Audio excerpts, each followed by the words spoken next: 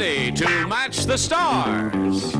Bert Convey, Brett Summers, Charles Nelson Riley, Lee Merriweather, Richard Dawson, and Gail Fisher as we play the star-studded Big Money Match Game 73. And now here's the host of Match Game 73, Gene Rayburn.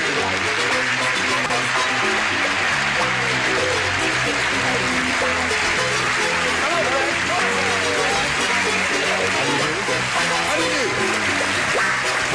Hello there.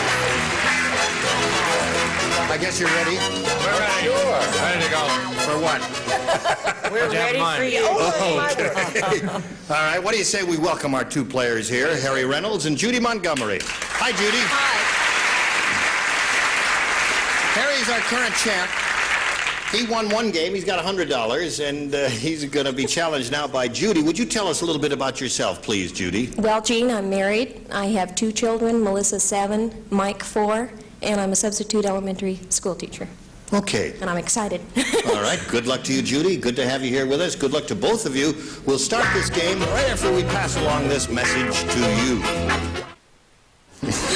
All right. We're ready to begin this game, so I'll push the button, and we'll begin. We ask the challenger, you, Judy, to make a selection. I'll take B. B is what she wants, and B is what she gets. Here's the question for Judy. Dear Dr. Dumkoff, believe it or not, my wife has grown feathers all over her body. What shall I do? Signed, Embarrassed. Dear Embarrassed, blank her.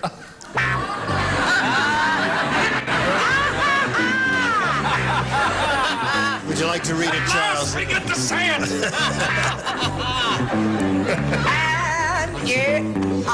Okay, everybody's ready. So, we'll come over here to Judy. Dear Doc, did you hear the question? Shall I repeat it? There you are. Signed, Embarrassed. Dear Embarrassed, blank her. What do you put in that blank, Judy? Oh, how about cage her? It's a baddie. Cage her is the answer, she said. Would you read It's the the answer question? we've got to stick with. So, Bert, what do you say? I said he should pluck her.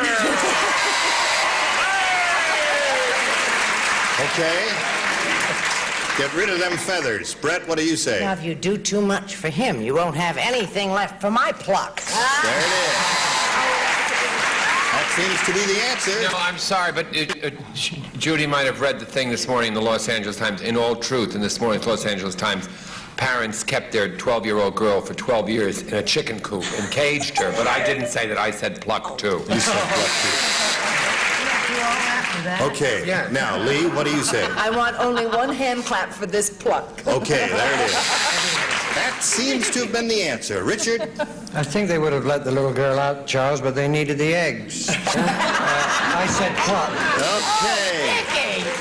I won't get anything for this pluck. Okay. It happened six times there. Okay, Harry, we've got this for you. Hey, here's a New Year's Eve resolution. What was that, Gene? What did you say to December 31st already? Oh, it is. This is the last day of the year, as all of you are well aware, right? Yeah. So, Every day this of my New life Year's, is the last day of the year. this Every New day Year's, is also Halloween, Brett, but let's hear. Can he get on with it? yes. Today is the Victor first will be unhappy. Here's a New Year's resolution that washed up on shore in a bottle. I, Robinson Crusoe, hereby resolve never again to blank on Friday. Didn't even get a groan. Get out? Okay. I'm going. I didn't understand the first part of that. It's a New Year's resolution that washed up on shore in a bottle, and it Yes. said, I, Robinson Crusoe, hereby resolve never again to blank on Friday.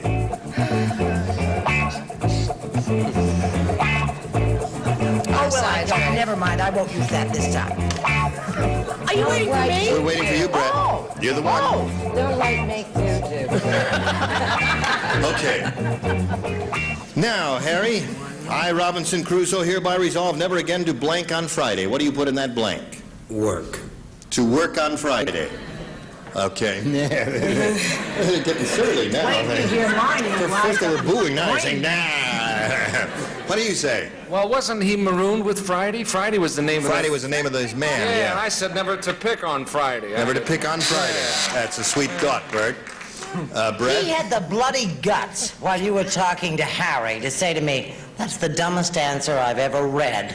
Your answer. My answer. Right. Well, sale is no better than, it's no worse than To pick. sail on Friday is a good answer. Is it worse, audience? It's worse, isn't it? No, I think Remember, I'm here There. every week. He's only a visitor. But you don't want to make the new boy cry, do you? But maybe we could change that.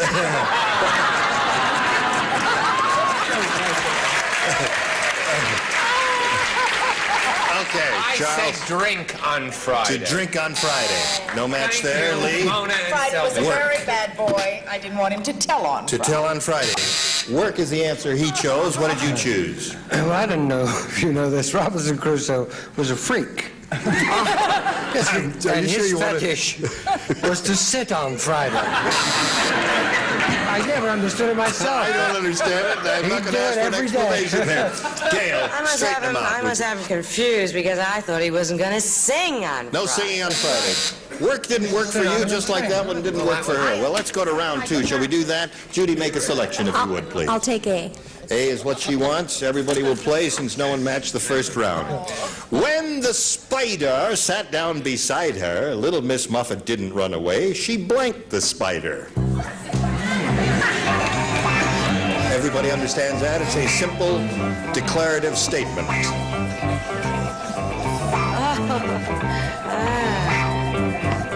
Now, you may think this is taking a long time, and it is. It is indeed. But not as long as Bert, he's only writing one word. Okay. No clues, if you please.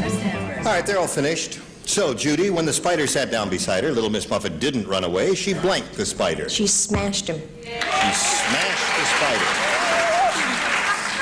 She's working out her unresolved hostilities on this show, and that's perfectly all right with us. It'll save you 3 visits to the psychiatrist's office. What do you say, Bert? I think that's... I said squash the spider. Squashed and smashed is a match? Brett? Well, when I was in kindergarten, I happened to have played the spider. And I I hate went this and sat part. down beside little Miss Muffet, and she asked me for a date. Oh, really? Ask him for a date, huh? A talking spider, Charles? Fortunately, I missed that production. I said she kissed Kissed the spider. which was a love... Smashed is her answer. Lee, what's yours? Yes, well, I certainly agree with Charles because with the frog, she was hoping for a prince. Kissed, okay? Yes. Oh, All right, Richard. Say kiss too. Yes, I did. notice... She killed the spider. Killed, smashed. All right, there's another match for you. Gail, I'm does a she love match child you? like the rest of them. I said she petted. She petted the spider. Okay, so you scored 2 times there, and we'll get to you in a moment or so, but first we've got to get to this, and then you hurry back. Now, I guess we're ready to carry on here with the second and final round, and Harry, we've got this for you. You need 2 to stay in the game to tie. 3, however, will win another game for you. Everybody plays. 50,000 bullfight fans laughed their heads off when the matador blanked his pants. I'm sorry this came up at this time. After what we've been through all week here. But I read it, we're stuck It's with been a it. lovely week, what with social disease and everything. 50,000 bullfight fans laughed their heads off when the matador blanked his pants. You think about that, Harry? Okay, we're all set. Harry Reynolds, what do you say when the matador blanked his pants? What do you put in that blank? Split. Split. Okay. Yes, I said when the matador tore his pants. Oh, very clever. Tore his tore. pants. Well done there. Ole, yes, ma'am. I didn't say tore, I didn't say split. I said dropped. You slunk lower than Dawson ever fell. I simply said rip-de-boo. Ripped and tore is a match. So that's a 2 for you, Harry. That's a tie. 1 more will win the game. Lee? I just can't. You can't talk anymore? Split. Split wins the game. Congratulations, Harry. Okay, you come down, please. Tore. All right. right. That's another $100 for you, Harry. Judy, it's been a short visit up here. I had a Sorry ball. you have to go. I'm glad you I really had enjoyed fun. it. Thank you. Happy New Year to you, Judy. Thank you. Best wishes to Judy Montgomery. We've got a gift for you backstage. Goodbye.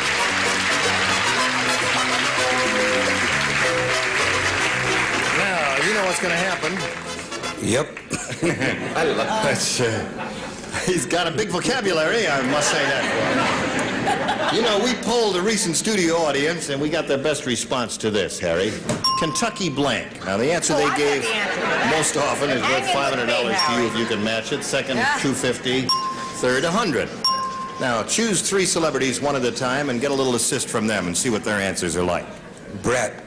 Derby. Kentucky Derby is what she says. Richard. Kentucky Fried Chicken. Kentucky Fried Chicken. No plugs, please. Lee Merriweather. Well, to go along with the fried chicken, Kentucky Colonel. Kentucky Colonel. So you've got Kentucky Derby, Kentucky Fried Chicken, and Kentucky Colonel. You may choose one of those or give us one of your own, but we need an answer now. I'm going along with the group this time. Kentucky Fried Chicken. Group, was that your... Harry, I think you just blew it again. The one they applauded most was Kentucky Derby, right? Well, Harry, Thank you.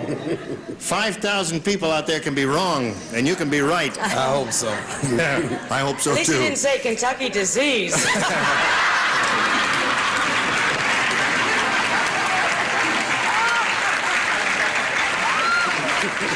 Harry gave one of them goofy answers on a recent program, and, okay. You're looking for Kentucky Fried Chicken. Let's find out if it's up there. First, may we see the $100 response. Kentucky Colonel is there, the one that Lee gave you. Still looking for fried chicken. Here is the $250 response. Fried chicken. You got it. That's Richard's answer. You know, Harry, I think this audience may be right. You think Kentucky Derby's under there? Well, let's find out if they are right. Here is the $500 response. Kentucky Derby, you are right. Okay.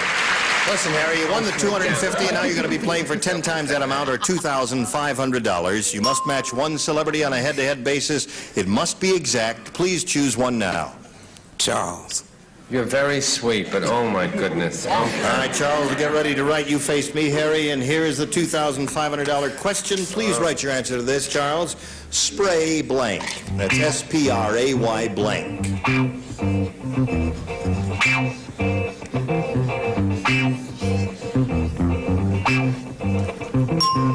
He is ready. Harry, give us your response. How do you fill in the blank? Spray? Deodorant. Spray deodorent. You get it. Okay. Let's find out now for $2,500, Harry, I love you, but I Charles. put spray gun. Spray gun is what he said. I don't want to make you feel bad, Harry, but... There you had it there. All right, Harry, we'll come back to you and tell you what happens from here on out. But first, we've got a message for you. Here it is. Okay, here we go. Let's say hello to a new player. Here is Paula Arbaugh. How are you, Paula? You know Harry? Yeah. Paula, would you please tell us a little bit about yourself? Well, I'm married, and I got, not being vain, the cutest little 9.5-month-old baby boy. And I sing and dance, and I want you all to know I'm singing at my sister-in-law's wedding. What will you be singing at her wedding? A song, but I don't know what it is. Something I don't know probably. She hasn't picked it yet. I see. Possibly the wedding march, Judy. No. Well, not No. the weddings They don't today. have They do groovy songs. That's why I wanted to know. Well, good luck to you here, Paula. Good luck to your sister and to you, sir. Let's begin, shall we?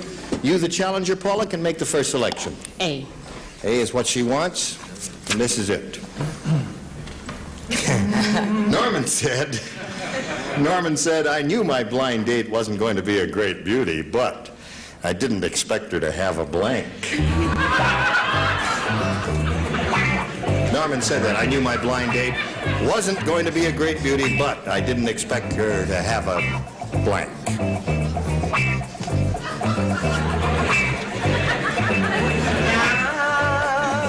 Think think of some tasteful answers, folks. I mean, it's the last show of the year and all that. Not on your life, Gene. Well, you don't have, it's up to you. Whatever you think. I wish I had more. They're ready up there. You don't need Oh, you'll never get that, folks. Okay. Now they're all set. So, Paula, Norman said I knew my blind date wasn't going to be a great beauty, but I didn't expect her to have a Beard. beard. Good answer. Very good. All right, Bert. Give us a good answer as she did. Yes, I said I didn't expect her to have a hump. Okay, moving along as quickly as we can, Brett. No, darling, you did that wrong. To show your answer. Not an adjective? I'm sorry, I don't know. Christine Jorgensen, He got my Broke your chair. That's my chair. We're falling apart at the end of the year here. My chair just broke. I just like to say. That's right. Go. Oh, a wart on her nose. A wart on her nose. Paula said beard. Charles, what did you close. say? I'm sorry, I'm close. But I used to live, and I had the best time of my life in the Italian section of New York, and I said mustache. Mustache and beard. We're going to match that? Yes, we're going to match that. That's one for you. Thank you. It's a hirsute face. What do you say, Lee? I didn't expect her to have a friend. A friend. Brought him along, eh? Oh, hit her, Dickie. Richard? I'm sick of this. There's a young lady going to sing at the wedding. Beard. Beard, boy. Gail. I drew a blank. I just couldn't think of what to say, so I said a third eye. You drew a blank, that's right. Okay, now we'll go to Harry's question, and this is it. Everyone plays, including you, Shorty. Thank you. Poor Peter. Poor Peter. Poor Peter. I feel like Joel Kupperman, you know? I don't want to make you feel bad. Quiet. Can I move my floor? Yes. Poor Peter. On his honeymoon, he discovered that blank made him sneeze. On his honeymoon.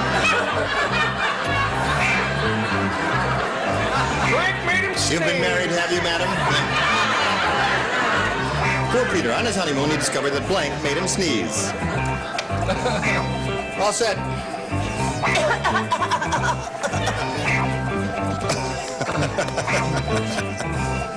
Okay, here we go. Harry. On his honeymoon, he discovered that blank made him sneeze. What do you put in the blank?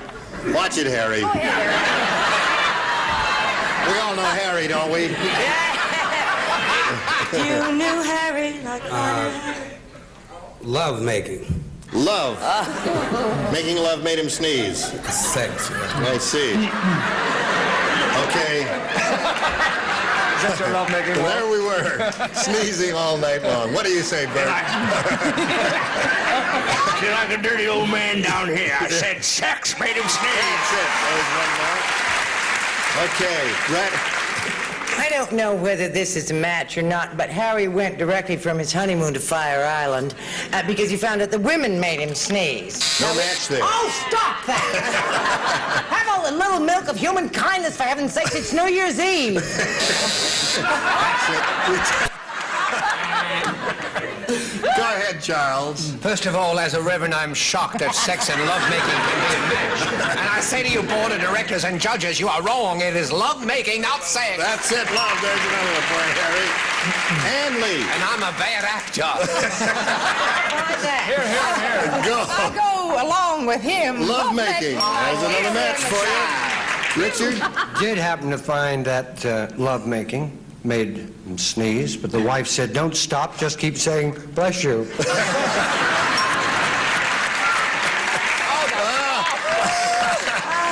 Go ahead, Gail. Tell us. I do declare I keep coming up with these virginal answers. I said her perfume. Her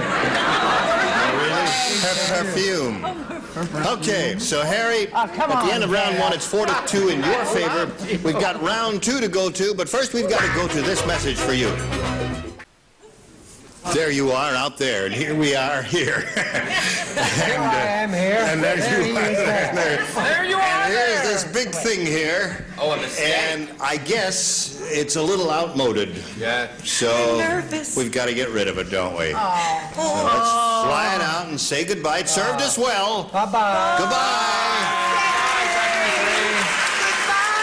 Goodbye, 73. Where do they go when they go up there? I don't know where they go. To the big place in the But sky? to the big match game in the sky. Now, in its place, Yeah? and isn't it fortunate that we've got another sign to replace it? What, 71? No, not 71. 72? Match game 74. It's New Year's Eve.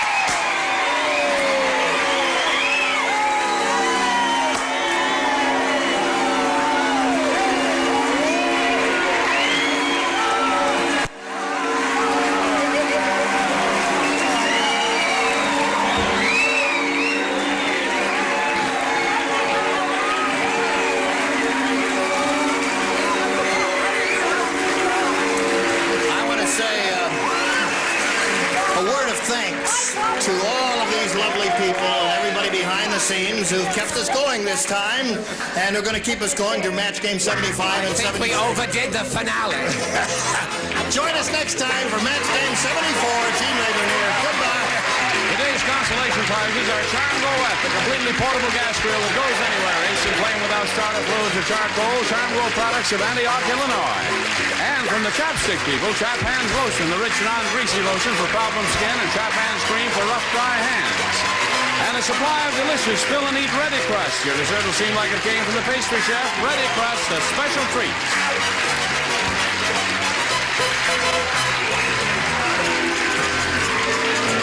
This is Johnny Olson speaking, wishing you a very happy New Year for match game 73. A Mark Goodson, Bill Todman production.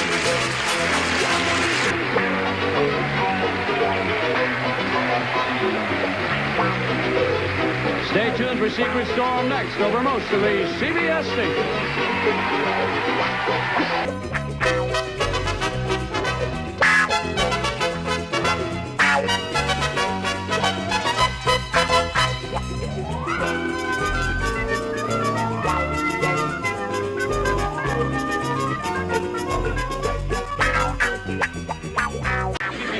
Get ready to match the stars. James Derrick, Brett Summers, Nipsey Russell, Juliette Mills, Richard Dawson, and Betty White as we play the star-studded Big Money Match Game 74.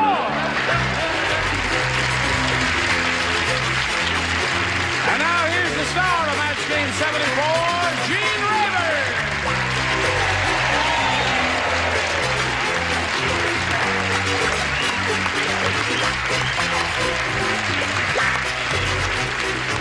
Thank you, Johnny Olson and friends. How's everybody over here? What do you say, Dick? You're looking very prosperous. Well, I have a poem for prosperity. Would you like to give us your poem on prosperity, Nipsey? Strangely, I would. Oh, yes. Will do. To slow down this recession and make our economy thrive, give us our Social Security now, we'll go to work when we're 65.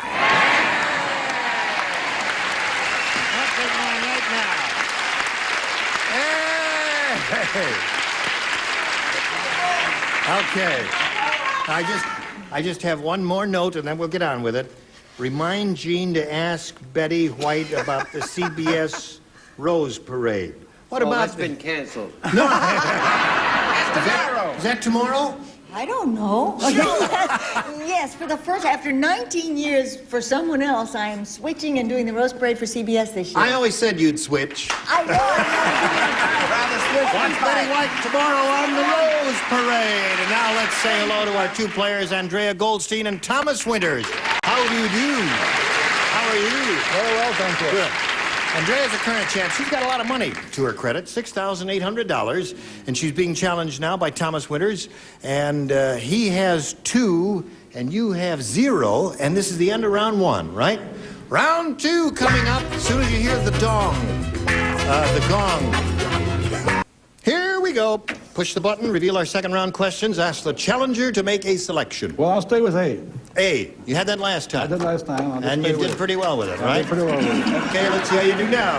Who does not play? James and Brett do not play. We do not play. Jimmy, We're the you do nothing. smarties. You may listen. But I No may talking. not play. No play. I'll No? keep my All right. hands on the desk. I won't play. Jimmy Durante. Jimmy Durante once appeared on the Ted Mack Amateur Hour doing a very unusual act. How unusual was it? I will tell you how unusual it was. Durante waited for absolute silence. No coughing during absolute silence, madam. Now, before you even continue, He waited for absolute silence. I'm going to write my answer. Then he blanked on his nose. Ta-da-da! How about that? Jimmy Durante once appeared on the Ted Mack Amateur Hour doing a very unusual act. He waited for absolute silence, and then he blanked on his nose. Did you hear that, Thomas? Okay. And he blanked on his nose. Yes. Don't look at me, dear. I'm not here. I know you're not playing, the two of you. You're just having a little chat, are you? I love your satin blouse. It looks very chic. You look very chic. Really stunning. The wig is terrific, too. Yes. An afternoon at Newberry's can accomplish miracles. Now we're ready, are we? Yes, we are ready indeed. Thomas Winters. Jimmy Durante once appeared on the Ted Mack Amateur Hour doing a very unusual act. Durante waited for absolute silence. Then he blanked on his nose. He played on his nose. He played on his nose. You know who Jimmy Durante was, Yes, I know take who it. Jimmy is. I see. And he's Had a big nose, right? Yeah, he's making music with his nose. Schnazola. And when the nose knows. What do you say, Nipsey? Did you ever have the feeling that you wanted to take There were no keys, so he blew He on blew his nose. All right. Okay. What else can you do with That was a a nose? dumb answer. Dumb. Give him a smart answer, No, Julia. here's another one. I'm ashamed of this one. He what? He spat on his nose. Dumb. All right, folks. 2 dumb answers in a row. All right. Give us a good answer, Just a please. minute, I'm spitting on my nose. That's almost impossible. Yeah, my If good you don't answer. give us a good answer, I'll tell you what I'm going to do to you. What are you going to do, Gino? I'm going to belt you right on the schnazola. That's what I'm going to do. Okay. All right, Maestro, let's hear it. He just stood there, said good night, Mrs. Calabash. Yes. And then he fell on his nose. All right, folks. 3 seconds. I'm here to say we got 3 dumb answers in a row. And that may be a Royals record. What do you say, fat lady? Hell, he played a tune on his nose. He played a tune on his nose. That records him. Now, listen to me. What does a guy with a big nose do for an act when he calls for absolute silence and does something most unusual and astounding? He stands on his nose. That's what he does. What a bunch of dummies we got played over here now. Okay. What do we got? Oh, this is yours, right? Here we go. Ready? Right. Listen carefully now. Everybody, please. After the bank robbers ran into the car wash, the police had to blank them out. After the bank robbers ran into the car wash, the police had to blank them out. Honey, Put it down there on the I'm card. telling you, this time I'm not leading Write it anybody down. astray. It shall be writ. Okay? All right. Who will be with you when I'm far away? When I'm far away from you? Let's hear it, Maestro. Okay. Are you ready? Lying to him, Yes. folks. I didn't know you were so multi-talented, my dad. Go. After the bank robbers ran to the car wash, the police had to blank them out. Ring them out. Ring them out, she said. Ring them out. Jimmy boy. Jimmy, what do you say? I didn't say ring, that's for sure. What did you say? Wash them out. Wash them out. That is not a match. You need 3 to tie, 4 to win. Brett, Is this a match? we'll be the judge of that. Okay, I said flush. Flush, No, that would be like wash them or ring them or not ring. No, ringing. No, ringing is Oh, different. I love you when you get confused. Nips. What do you do after a car's been washed? Dry it. Wipe it. Wipe it is not ringing. Now, we're talking about the bank robbers. After the bank robbers ran into the car wash, the police had to blank them out. What do you say? Police had to dry them out. Is drying ringing? No, it's not. So Thomas Winters wins the game. There's one win there.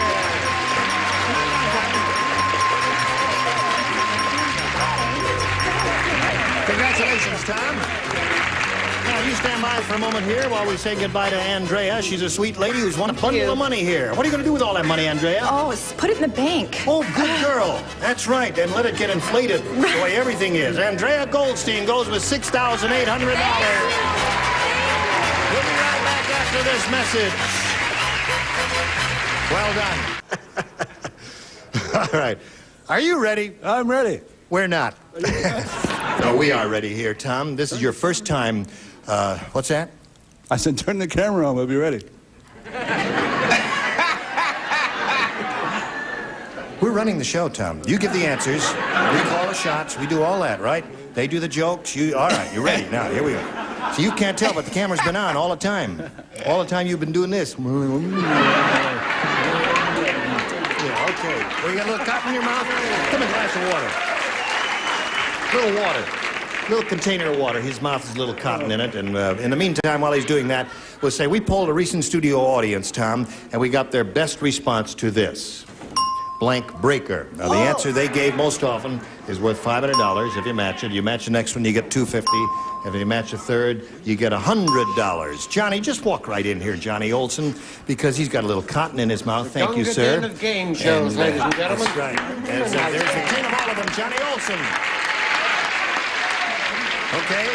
All right. Now, I'll just put that right down there, Tom. Is there anything else we can do for you before we go? Are you all right? We've got something in a gray flannel if you'd like it better. Anyway. 3 people are allowed to help. Whom do you choose? I'll take Richard. You'll take Richard. What I know you are. You're a heartbreaker. Heartbreaker, yes, indeed. And Betty? Icebreaker. Icebreaker. And Nipsey. Sometimes it happens here on this show. We need a tiebreaker. Tiebreaker. So you got icebreaker, heartbreaker, and tiebreaker. Tom, you can choose one of those or give us one of your own. What do you think is the best one? Well, I'd already decided on Heartbreaker before Richard said Heartbreaker, so I'll stay with Heartbreaker. Okay, that's the one you're looking for. And you hope it's up there. And you're hoping it's under the $500 response. We got to start down at the bottom, though, Tom, and look first at the $100 response. Heartbreaker, right off the bat. Oh, I thought it was going to be up there higher. Safe breaker? Circuit breaker. Circuit breaker, safe breaker. I don't know. This is a mystery to me. I thought those were 3 very good answers. Let's see the middle one. Go. Windbreaker. I had windbreaker. You think of windbreaker? Yeah, I okay. had that too. What is it? What's under there? Did anybody think of that? Did you think of that? Yeah. Where were you when he needed you? Anyway, Tom, you got the $100, and that means you're going to play for $1,000. To collect the money, you got to match one of them head to head. Has to be an exact match. Please choose one now. Richard. Okay. Here we go, Richard. The $1,000 question. You will write your answer to this, if you will, please. Blank Carol. C-A-R-O-L. Blank Carol.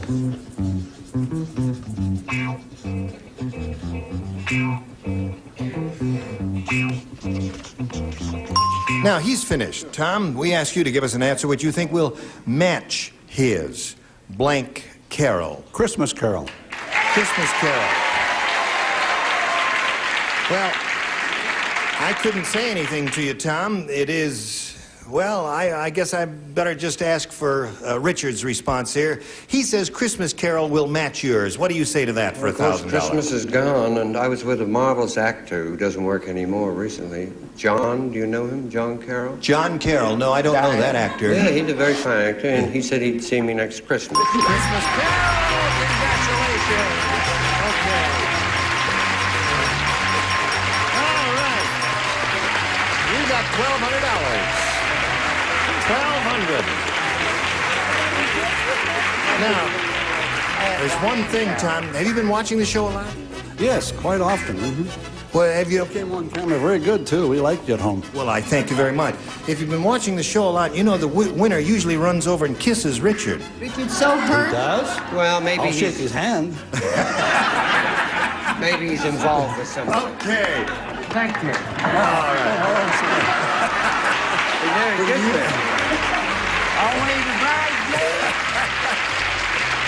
I think he likes you a little. Yes. Well, I like him. Okay, if you're ready to play another game, you know, you're a pretty cool cat with your $1,200. Let's meet another player. Here comes Carol Copland.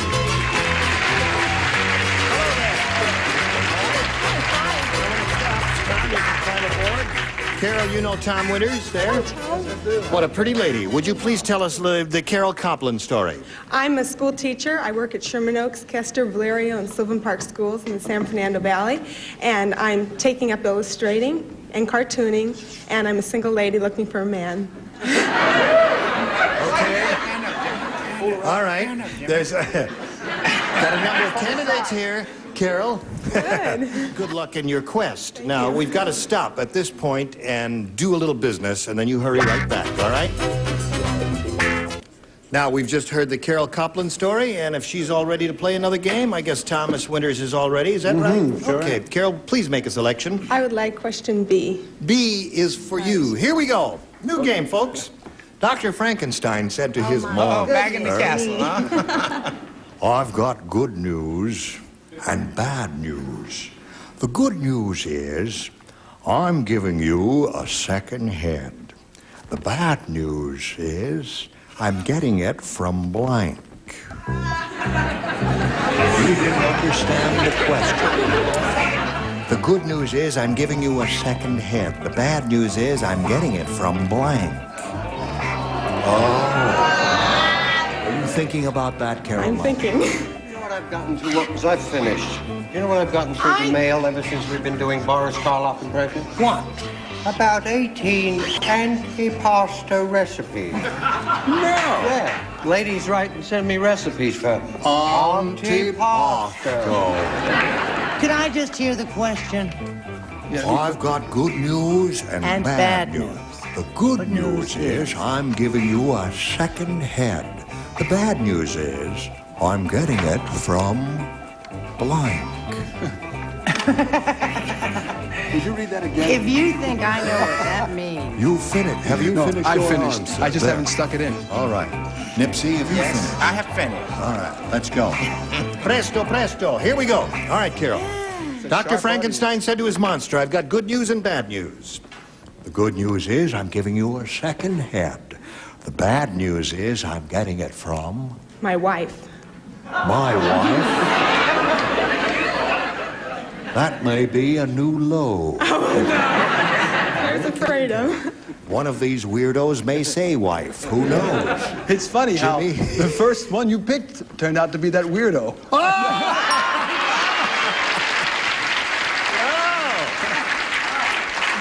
I thought that was going to be a disastrous answer, Carol, and look at that. You got one. You're off to a great start. All right, Brett, go. I didn't even understand that bloody question. You didn't. No, I said get it from Akron.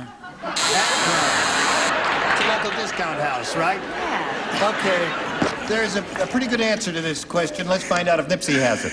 I got a new head, but it's a bald head because I'm getting it from Kojak. Well, so far, the upper tier has I like struck Akron out. better. No, we got one match up there. Let's see what happens down here. Juliet. The bad news is I'm getting it from... An ass. A horse's head. Or a donkey's head. All right. Now... Yes. Would you... What are you the going to question? save your fellow countrymen there? No, I'm not. I've got good news and bad news. Yeah. The good news is I'm giving you a second head. The bad news is I'm getting it from... The bad news is I'm getting it from Brett. That's the answer! You would... Carol said no. Now, wait a minute.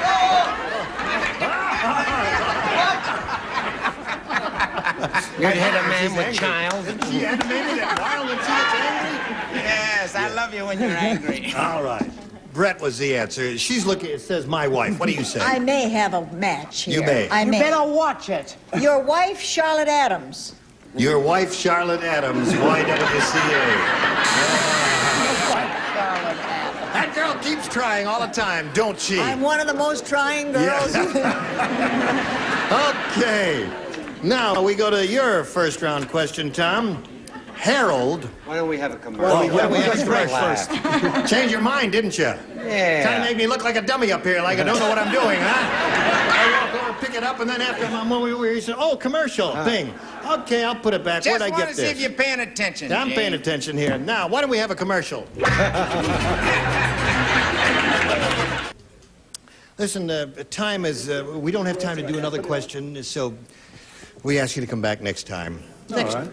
All right, will you do that? Yeah, sure. Splendid. 1-0 in the middle of round one. And you were all just terrific. Well, I'm not You're still in Las Vegas at the Sahara, right? At the Sahara Hotel. And tomorrow we watch for you on the CBS Rose Parade. 11:30, yes, I'll be at Newberry's Thursday. Newberry's on Thursday. What are you doing? I'll be in Akron Friday. Okay. I'm at NYU, At New York NYU. unemployment. And you're doing something. I'm doing a new series, and I may do a play. Really? I'll get maudlin. All right.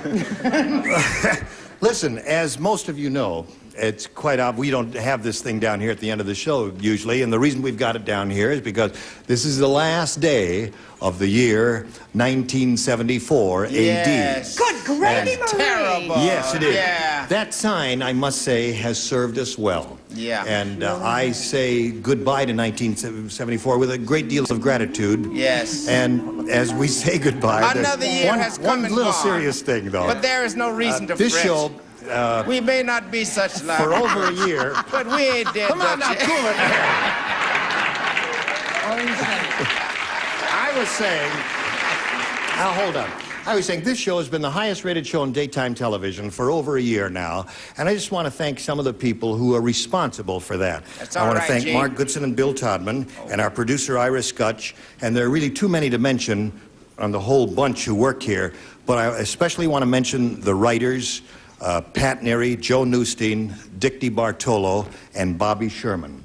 And to anybody who's had anything to do with this, all of the beautiful celebrities and the marvelous contestants we've had, it's been terrific. Thank you, one and all, and goodbye, 1974. It was a great year. Let's get 1975 down here. 75. Happy New Year.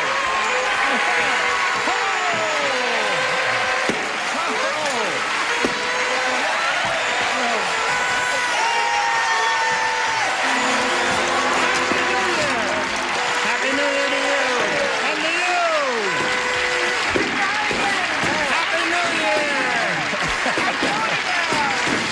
Happy New Year. Thank you.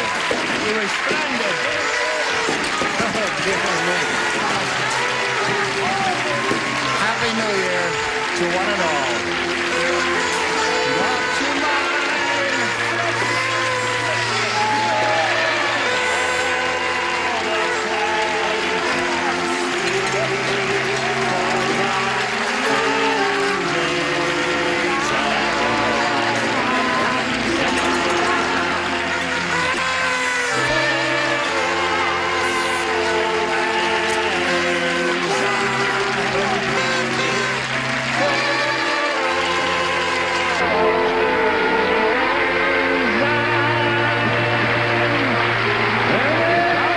Speaking for Match Game 75.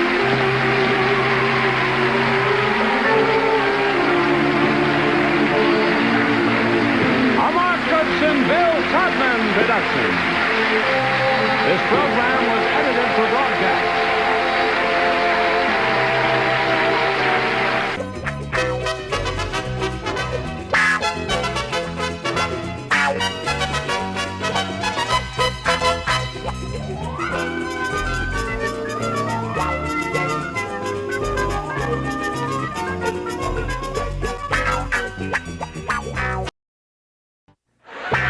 Get ready to match the stars. Dick Martin, Brett Summers, Charles Nelson Riley, Jody Donovan, Richard Dawson, and Fannie Flay as we play the star-studded big money match game 75. And now here's the star of match game 75, Gene Rivers.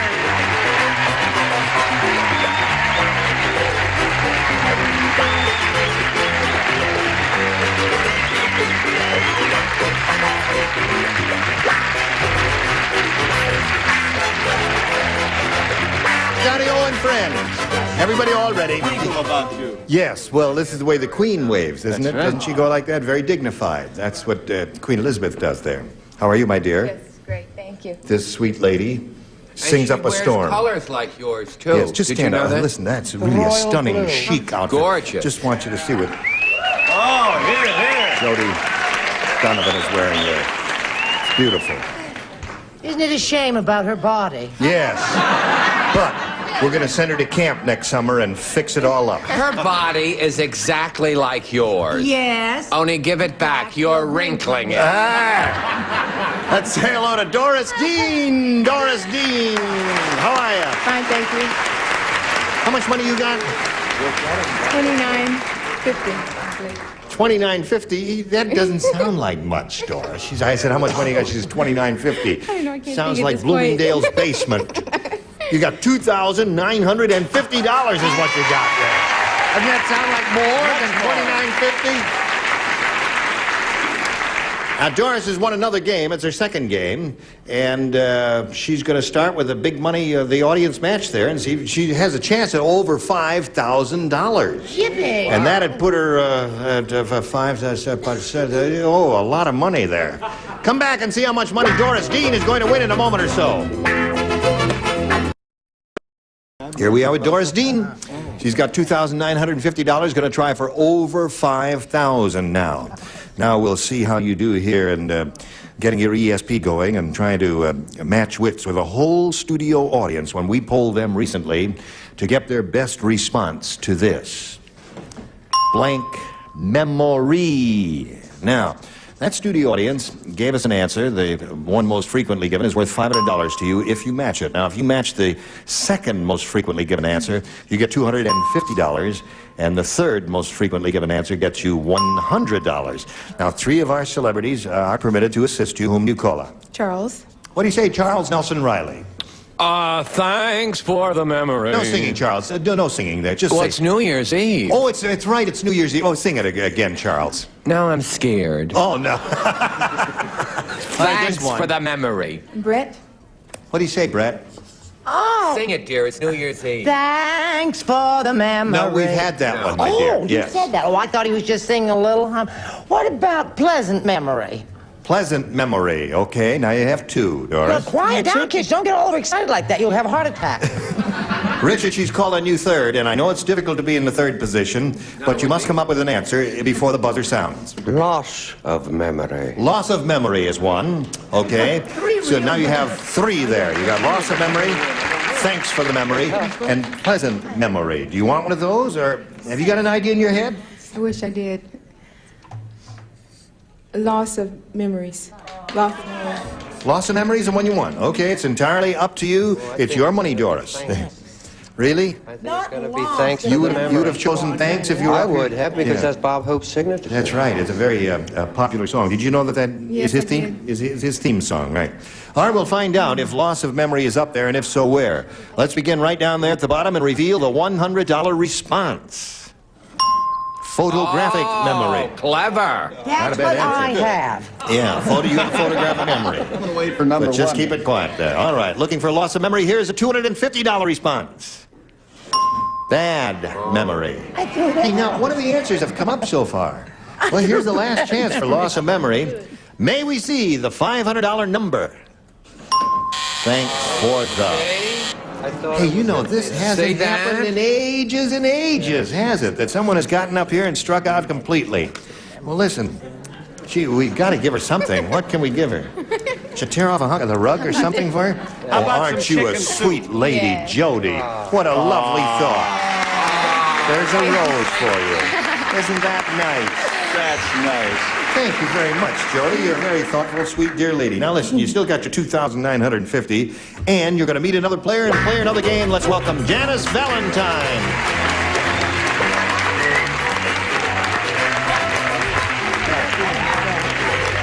Hi, Janice. You know Doris. So you're Janice Valentine. I am. How do you I've do? always wanted to meet Janice Valentine, haven't you? Yep. Yeah. Now, tell us about Janice Valentine. I grew up in Salem, Oregon. I went to Seattle, Washington to go to school and worked in a bank, and I'm an airline hostess. Mm-hmm.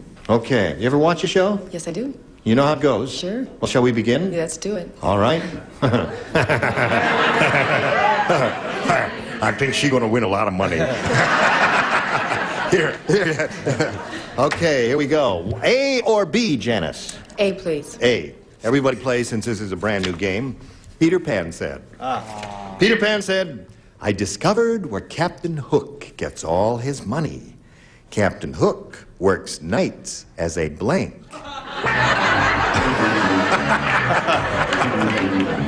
I got it. Why not? Captain Hook works nights as a blank, is what Peter Pan said. Yada-dum-dum. Yada-dum-dum. Very good. Put it right in the slot there. Splendid. Okay. As soon as she's finished, look him over here. Janice Valentine. Peter Pan said, I discovered where Captain Hook gets all his money. Captain Hook works nights as a meat hook in a locker. A meat hook. A meat hook. Really? Captain Hook works nights as a meat hook. Okay, meathead, what do you say? I was going to say blackjack dealer, but I thought that was bad taste. That's right. So I put it as a topless dancer. Captain Hook works. All right. Brett, what do you say? I believe I have the definitive answer. I'll bet you do. For the first time in 2.5 years, I most assuredly have. It's what Fanny does on her weekends. Captain Hook works as a hooker. As a hooker! Right? Did you think of that, Janice? No, obviously not. Yeah, you did not think. Oh, no, I just thought you may have thought of it and rejected it as a possibility. And you, sir? Did you know where the hooker got its name? Seriously. No. Where? No. It's true. General Hooker used to supply girls to the troops, and they were called Hooker's girls.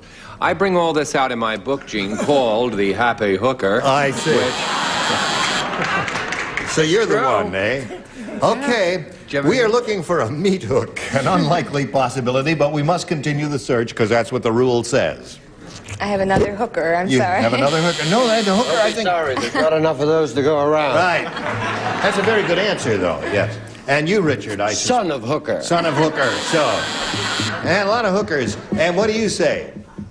I started to say meat hook. But I said pot holder instead. Pot holder. I got confused. Yeah. Well, that was kind of the same wavelength that Janice was on there. Something to, hang something on. So, we'll get to you in a moment or so, but right now we got to get to this. Now we're in the middle of round one. Janice has had her question. Did not match any of our celebrities. Let's see how Doris does with hers.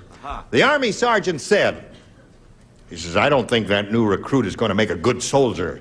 He's got his blank hidden in his duffel bag. I don't think that new recruit is going to make a good soldier. He's got his blank hidden in his duffel bag. You know what a duffel bag is? I know what a duffel bag is. You were never in the service. A duffel bag is a big tubular piece of canvas, and you put your shoes and your extra uniforms and everything, and it's a thing you carry on your shoulder when you go from camp to camp. Okay. That's a duffel bag. Big thing. It's about so big. And about so round. He's got his blank hidden in his duffel bag. Everybody ready up there? Okay, here we go. Come on, Jody, dear. Okay. Doris Dean, the Army sergeant said, I don't think that new recruit is going to make a good soldier. He's got his blank hidden in his duffel bag. Rifle. Rifle? Rifle? They always turn against me. They're turning against you, Doris. Right up there and not without cause. What'd you say? Oh, that'd be the third or fourth thing. I said he had his girl. Right. Yeah. Sure. That's the thing to hide a girl in a duffel bag.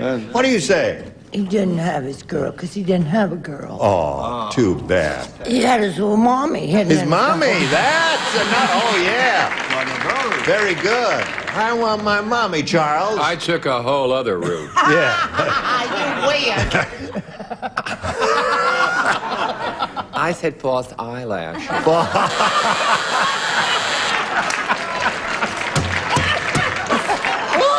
Get off! Dear me. Now, the Army sergeant said, I don't think that new recruit is going to make a good soldier. He's got his blank hidden in his duffel bag. I'm on the same route as Charles. I said ladies' clothes. His ladies' clothes hidden in the duffel bag? Oh, listen. Doesn't make you a bad person. That's right. Now, what do you say he had hidden in that duffel bag? Just a basic black dress. Oh, yes. Warm with his pearls. Doesn't make you a good soldier. No. But a heck of a dancer. Yeah. It does make you a good soldier. They slapped them communists to death. Right. I said he had his boyfriend. His boyfriend! This is a weird panel. Buddy system. I want to join that army. Whew. Okay. As you can see, we have a very tight game going here. It's a zip to zipper. Zip, zip, there. 0-0. Ladies, you're not going to let us down, are you? There it is. Oh, I didn't even hit it. It went down there. Okay, Janice Valentine, A or B? A, please. A. Anything you say, my dear.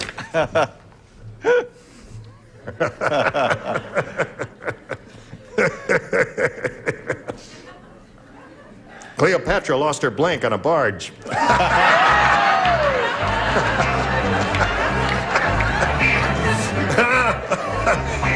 Yeah. Oh, listen, finished already. Right. You're the last. Come on, Max. Okay, here we go with Janice Valentine. Janice, Cleopatra lost her blank on a barge. Should I ask you if I can say something? Yes, ask me.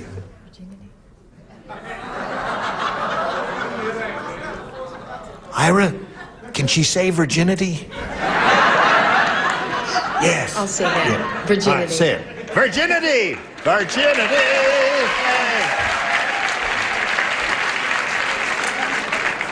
Ha, ha. Ha. Cleopatra lost that when she was 4. What did she lose on your barge? She lost her asp. Lost her asp. She lost her asp on the barge.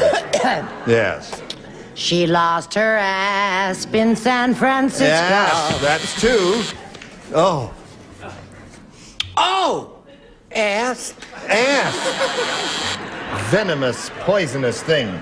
She lost her asp on a barge. 4 asps. 4 so far. 4 times it's happened to her. Keeps English, losing her asp.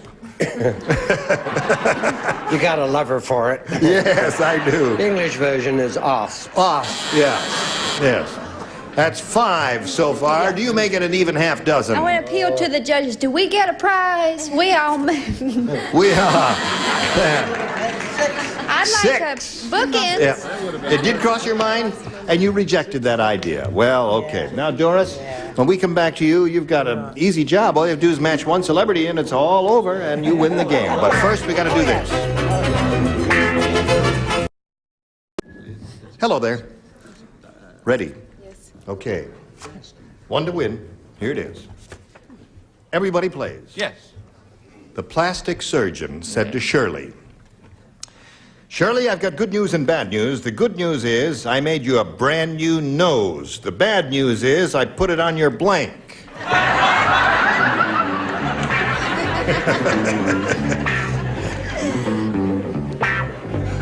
I hope you've all thrown away the questions, the cards from the previous question. All right.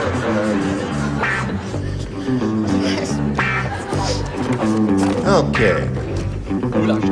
Well, that didn't take them long at all. Doris Dean, are you ready? The plastic surgeon said to Shirley, I've got good news and bad news. The good news is I made you a brand new nose. The bad news is I put it on your blank. I put it on your navel. Put it on your navel? Yes. Although that wasn't my first. May I smell your rose? All right.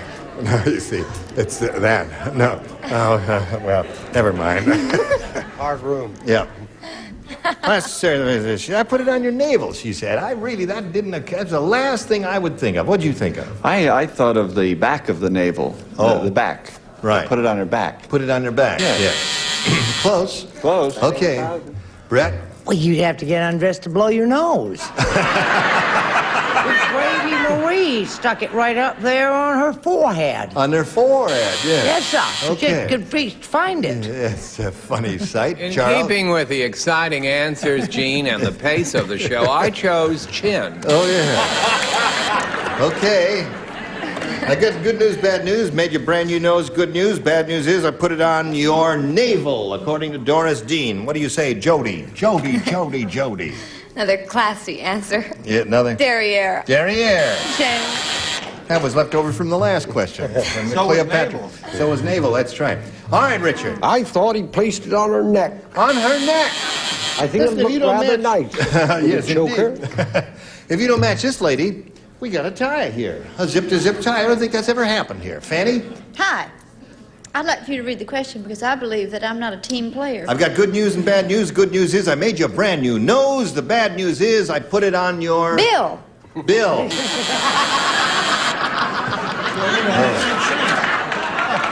Good answer. You know, I believe this is the first time this happened, right? How about that? We've been on almost 3 years, and this has never happened, a 0-0 tie. Now, I didn't want to say we got two dummies up here, but we'll go on now to a 0-0 tiebreaker. What? Here we go.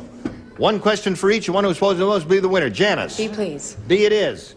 Everybody plays in the tiebreaker. Farmer Brown said, "My champion hen is wonderful. She lays her eggs directly into the blank." My champion hen is wonderful. She lays her eggs directly into the blank. Finished. Okay, we'll walk back over here to Janice. Valentine, put it in the slot quickly, Brett. Here we go. Farmer Brown said, "My champion hen is wonderful. She lays her eggs directly into the Egg carton. egg carton." Very good. Looking for an egg carton, Dick. No, I'm afraid he put it directly into the pan. Into the pan.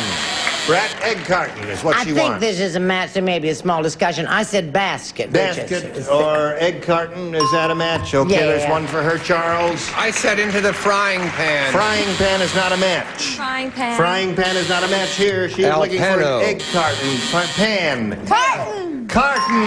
So that's two for her. Okay, that's two for her. And you stand by and you pay attention to this. Hello there. The reason we got a little bit of confusion here is because this is the last day of the year, and since it's called Match Game 75, we usually have some kind of a hoopla to go from Match Game... Charles! Now, wait a minute. This, now wait, this...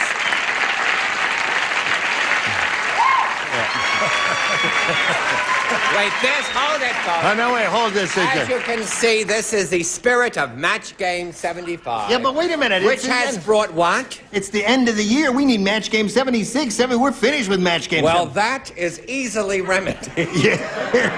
What are you going to do, Charles? I might end 2 careers right here is what I'm going to do. Ah! Wait a minute. Hey! Match Game 76. Now wait. If that doesn't work, Yes. we can go to Match Game 77. Not yet. And if that don't work, jolly in on 78 to bring laughter to people everywhere. Now, where is the nurse? Yes. Now, would you lead everybody in a chorus of All Lang Syne? Here. May I say something? Yes. They look exactly like the Titanic 10 minutes before it went down. No, they didn't.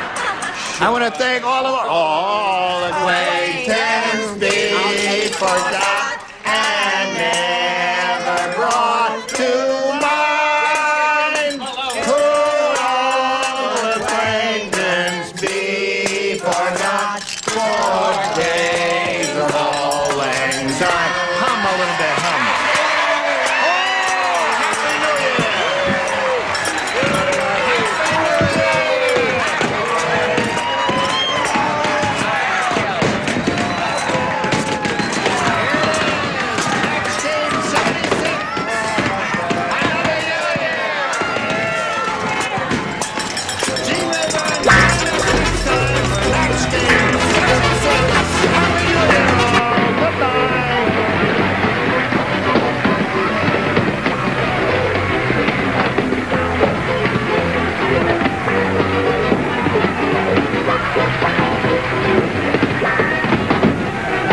This is Johnny Olson speaking for match game 76. A Mark Goodson, Bill Tucker production, and a happy New Year, everybody!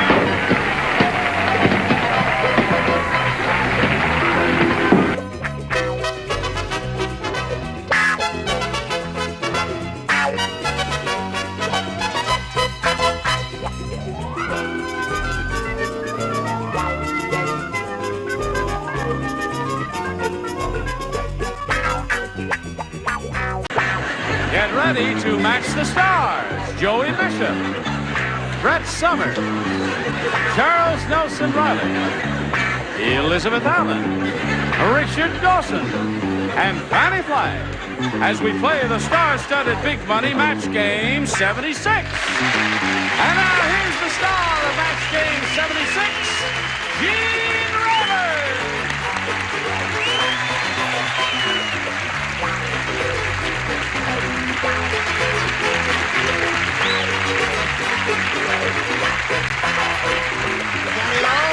Thank you, friends.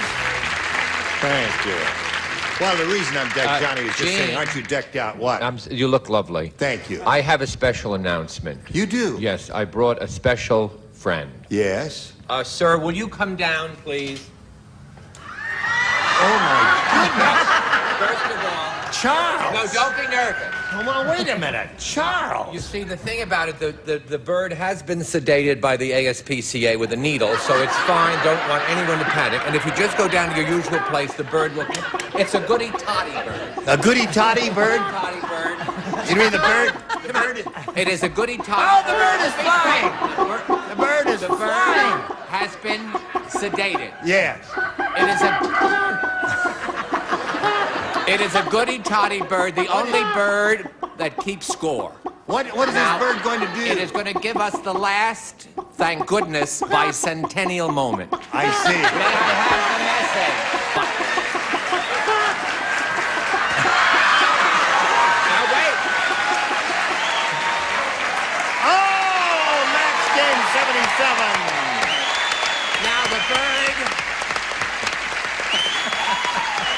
the bird has to go. Don't be nervous. The bird has to go. It has a late date over Mulholland Drive. Now, why don't you just take this egg? Well, I think this Be careful. It is still warm. Oh, yes, indeed. Match, Okay. This is the last day of 1976. And the last bicentennial moment. Thank you, Charles.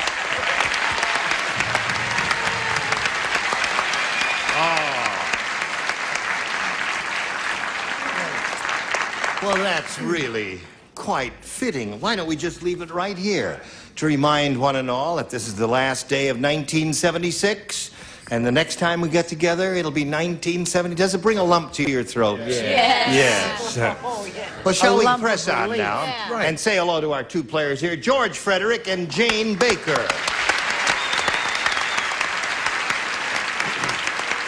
Now, George is the current champ. He's won $2,750. George, you've been doing it in bits and pieces there, and what are you going to do with that money? Well, I'm going to give some to the church, and I'm going to give some to my parents. Well, that's marvelous. That's a commendable and laudable thing to do. Now, Jane Baker's had her first round question and did not match any of our celebrities. The first rounders, remember, are tough, George. Yours will be along in a moment, but right now this is coming your way. All right, now we're ready to carry on here. Finish the first round. George, this is your question. It reads as follows. The Godfather said... Vito, bring me that fink. I'm going to flatten him with a steamroller, and then I'm going to make him into a blank. That's what the Godfather said. He says, Vito, bring me that fink. I'm going to flatten him with a steamroller. Then I'm going to make him into a blank. And away we go to George Frederick. The Godfather said, Vito, bring me that fink. I'm going to flatten him with a steamroller. Then I'm going to make him into a pie. A pie. Yeah. What do they call Italian pies, George? Pizza. Too late, George. Okay, he said a pie. Here we go. Joey? I think in terms of cement. You know, when you flatten the guy, Right, cement, right? Remember they had the cement boots? They put the guy in the river? Right. So my answer was flatten him and what? Make him into a sidewalk. Flatten him and make him into a sidewalk. That's not bad. Now, what did you say? All that for that answer wasn't terrible. But don't hurt his feelings. No, he's a guest. Yes. I have the definitive answer. Pizza. Pizza, naturally. All right, Charles, first I'm going to run a steamroll, then I'm going to make him into a pizza. We are looking for a pie for George. What do you offer him? A pizza pie. A pizza pie. And Richard? Got it? Oh, you're a tough one, aren't you? Okay, so there you have. And in round one, no score. And that's the way it is, folks. We may be here for weeks. Who knows? But we'll carry on with round two after this. All right, are you ready, folks, for round two, the final round here? Happy Jane Baker. Always smiling. You must be a joy to be married to. Oh, I am. You may have... You are.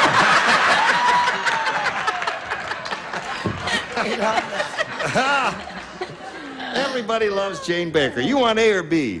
B again. We'd be glad to give you both of them, Jane. You want B again. B for Baker, she says. Abel Baker, Charlie Dog. Susan said, I hate my new job as Undersecretary of State. I even have to be under the Secretary of State when he's blanking.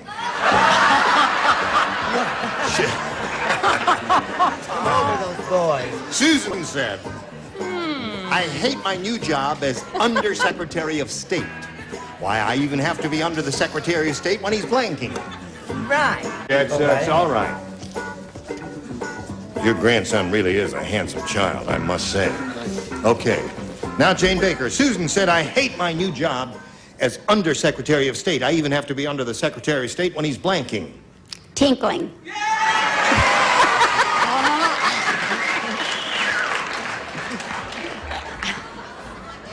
Come back! What do you say, Joey? I always like answers that remind me of 3 coins in the fountain. I thought working. Working. Okay. Why don't you boo her tinkling, you rat fink? Let me boot him back. For Yeah, one go ahead. Boo yourself. Right. Good. This next answer is interesting. Let's see your interesting answer. I think she's as cute as a button. But I wish I'd said that, but I didn't. I said even when he's swimming. Interesting. Very interesting. Love that suit. Charles? My New Year's Eve suit. I'm going out later, huh? Oh, it's gorgeous. Sleeping. Sleeping is a good one. Apparently, Charles has the crowd pleaser when he said sleeping. And Elizabeth. Well, I'm with Charles. I said sleeping. Okay. 2 of those. Jane Baker's looking for the answer, tinkling. I hate my new job as Undersecretary of State. Even have to be under the Secretary of State when he's... And go. Did you say you were sleeping with Charles?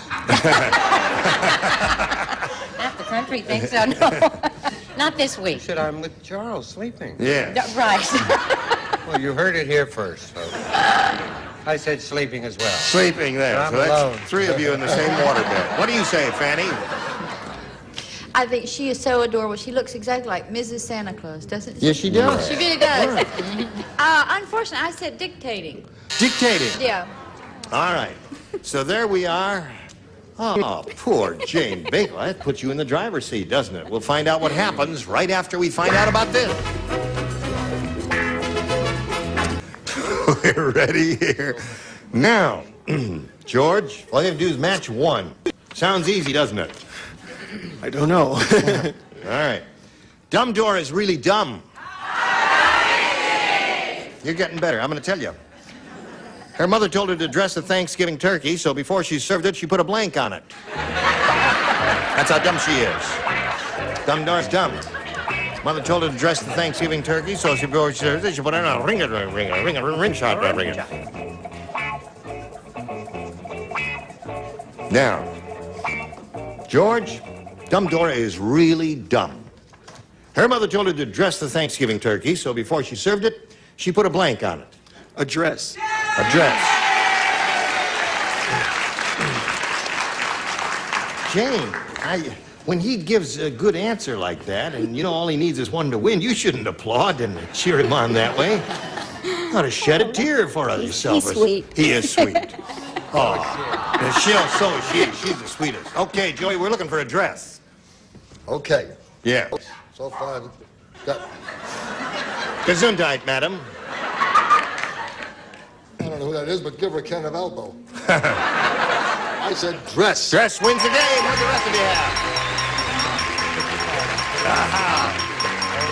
Okay, come on down, George. Okay.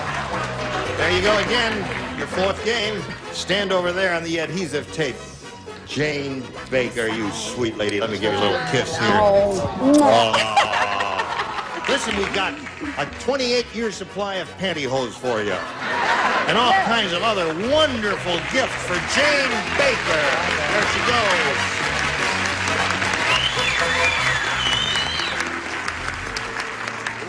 Now, here's a familiar face. George Frederick's been up here 4 times. 4 times. Boy, do you brush your teeth 3 times a day? You got beautiful, clean, even teeth. Is that what you do? Thank you. 3 times? Only twice. Atta boy.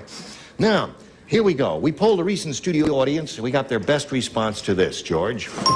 You blank. Remember, it's $500 if you match the answer that bunch gave most frequently. $250 for their second most popular answer, and then $100 for the third. And our celebrities are permitted to assist by suggesting answers. Okay. Richard? U.S. of A. U.S. of A, he says. Yes, sir. Okay. Okay. Brett? U-boat. U-boat. Okay. And Charles? Either one, you could go U-turn or more famously, no U-turn. Well, we'll go with your first one. U-turn. Because that's the first thing you said is U-turn.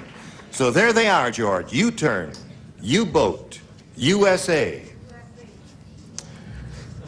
Anything else in your mind? USA. USA is what you want. One that Richard gave you. We'll find out if we've got the USA up there. Naturally, it would not be under the $100 response, but let's reveal it anyway. U-boat. Achtung. There it is. Let's see if the USA is under the $250 number. U-Haul. That's not a bad answer now that I see it up there. All right, last chance for the US of A. Here we go. I thought sure you had it. Dummy. Holy mackerel. I told you that was the last bicentennial moment. Yes, it was. Well, I'd like to point out to you, George, your answer laid an egg. And there it is. I really can't believe that the USA didn't come up there. What, you have a bunch of communists here that day? What is going on here? Well, anyway, you picked up a few $100 more here. You got $2,850. You're going to meet another player. Here comes Diane Crum. Hello there. Okay. Diane, you know George, our perennial winner here. Diane, we know you're Diane Crum, but where are you from and all that sort of thing? I live in North Hollywood. Yeah. And I work in Universal City. And in my spare time, I'm a frustrated belly dancer. Diane, I once did a TV show, the very first, many years ago, in a belly dancing school in New York, and I am here to say to you, I have never yet met a frustrated belly dancer. You are the first frustrated belly dancer I have met there. Would you, well, no, I guess we don't have time for that, but I would certainly be curious about, whoa, oh, I hurt myself there. Now, Diane, you may have A or B. A. A, it is. Gosh, wouldn't it be great if Mark Breslow, our director, had some belly dancing music in the control room? You can't say it, you don't play it. All right, are you ready for this one? I not only have never seen a frustrated belly dancer, I have never seen a frustrated belly. Very good point. Now, try this. When the Martians landed, they decided there was no intelligent life on Earth because the first Earth person they met was blank.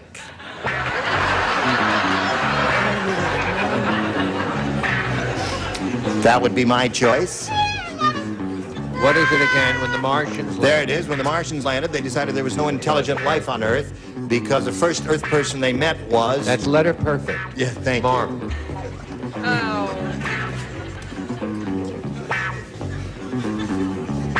I wouldn't get booing regular this one. All right. Wait a second. Wait a Oh. minute. This is a hard one. There's Oh, so this many is a very answers. easy one. Oh, there's so many choices. There's so many choices, though. Really? Oh, yes, without naming your friends. I mean, my word. All right. Now we're just waiting for Fanny. You're the last. Fanny, you're I can't rarely help the it. last I can't person. help it. Fanny, you could be right in there. I know. Shall I read it to you again? Yes, I'm sorry. I just have When the drawn Martians blank. landed, they decided there was no intelligent life on Earth because the first Earth person they met was...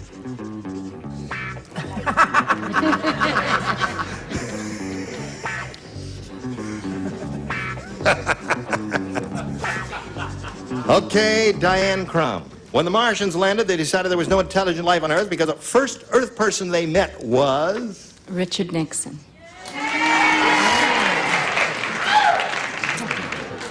That thought hadn't crossed my mind, but now that I hear it...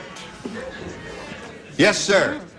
See, I based it upon the fact that if I were a Martian, Yep. who would be the last person I'd want to see?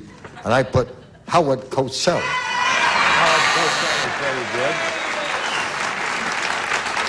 He would talk him back to Mars, wouldn't he? Brett? Now, this may be a match. Don't be so quick with the buzzer, kids. I said a politician. No, could be someone other than Mr. They were Nixon. a little quick with the buzzer, Yes, kids, they were, like I Charles. told you. My answer was a woman in a two-piece black suit and large glasses who hasn't smoked in 29 days, whose initials are BSK and had one daughter and two sons, and whose hobby was motelling in Encino. Okay. I think we got the picture. Decided there was no intelligent life on Earth because the first Earth person they met was... I went with Howard Cosell. You did go with Howard Cosell. Did you ever go with Howard Cosell? Just once. Just talk your ear off. Howard Cosell. Bless you. God bless. What do you say to that? What do I say? Look Yeah. how nervous I got. I meant to write Howard Cosell. Who knows what that says? Howard... You made me nervous. Howard Cosell, yes, okay. So there you are, Diane. First rounders are tough, as we pointed out earlier. Now, yours is to come, but right now, this is coming your way. Oh, here we are. Listen, we've got to stop now, but we'll look forward to seeing both of you next time. And Happy New Year. This is the last day. Mark Goodson, ladies and gentlemen. Here's our leader. I was just about to say, this is their last day of the year. Thank you. That's a handsome microphone, Gene. Isn't that a beauty? I tell you, you know, it's usually when this number changing time comes around, it's like the, what do they do in Times Square? They drop the great big ball down, yes. or Guy Lombardo sings Old Lang Right. Syne. Usually I'm in New York in the cold and the snow and the rain. By the magic of videotape, I'm in California's sun during this time, so I thought I'd come and join you. And the first thing I want you to do, Gene, if you'll read an Old Man Periwinkle question with a substitute name in there, all right? Which All happens right. to be Old Man Goodson. all right? Okay. Old Man Goodson said, By the time it gets to be match game 99, I'll need a new blank.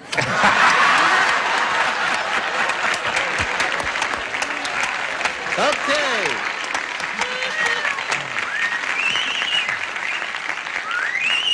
I don't want an answer, but the best answer might be MC, right? No, not true. No, I no, not true. Coronary medic. No, I want to first of all thank the people who've been with the show during all from the very beginning. First of all, our regulars, Brett Summers, who is a doll, Charles Nelson Riley, Richard Dawson, who.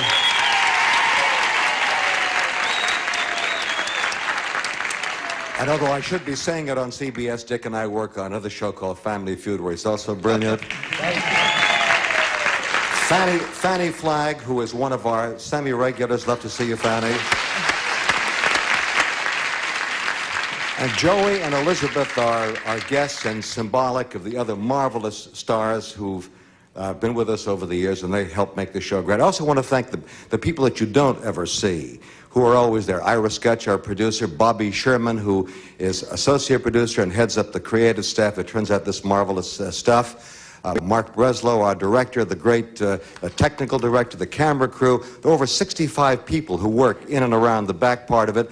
Our contestants, of whom these two are symbolic, who have gone before, and Gene, without whom the show could not work, and a marvelous audience, you and at home.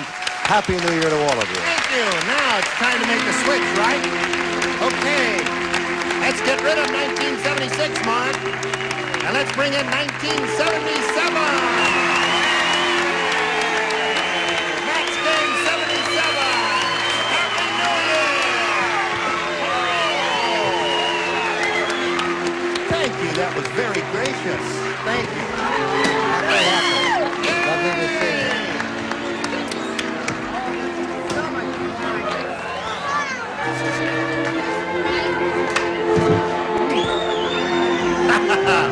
Happy New Year, one and all. Drive safely and join us next time, whenever that may be, for Match Game 77. Goodbye. I ordered a Manhattan an hour ago.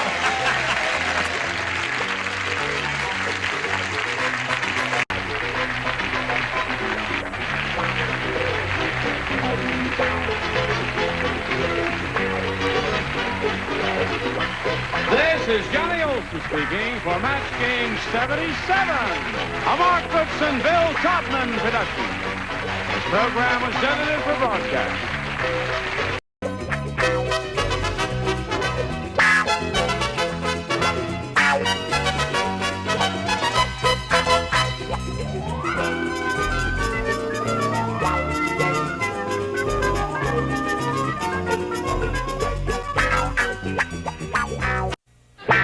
Get ready to match the stars. Richard Deacon, Fannie Flagg, Charles Nelson Riley, Mary Wicks, Richard Dawson, and Joyce Bulifant as we play the star-studded Big Money Match Game 77. And now, here's the star of Match Game 77, Gene Rayburn.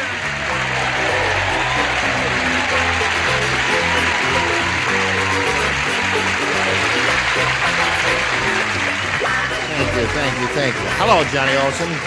Is this too much? They'll never notice, will they? Listen, it's all over, Charles. What? It's all over. What's all over? What's wrong? All over. There is a all over. mistake. Today is the... Said bring down what you started with. Bring it in. Now see all those bulbs? What does it say? Match Game 77. It says at the end? 77. Well, it's not anymore. It's the wrong one, It's isn't the it? wrong one. We have to have a new sign. Yeah, well, I guess we haven't got one, We Charles. do, because I paid for the bulbs. Yes. Richard paid for the plywood. Yes. And the kids were painting all night. No kidding. And thanks to the magic of showbiz. Yes. Bring it in, Sid!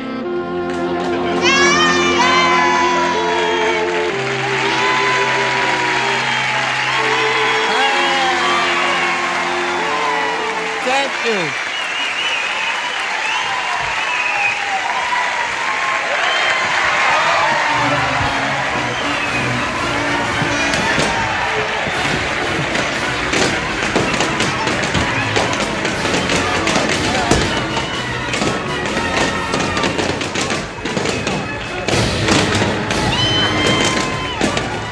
Listen.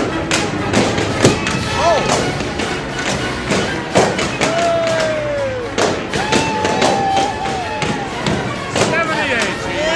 Hey, John!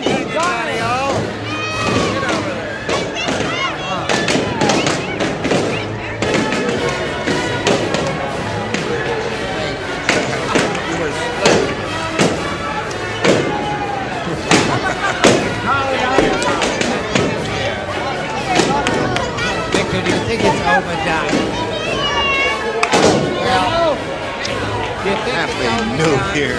Thank you. Yes, it is a bit too much.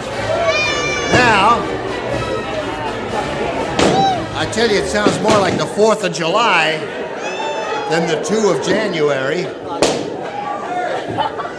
What we're going to do is we're going to stop for a commercial here. Terry, don't you go away now while you break your balloons.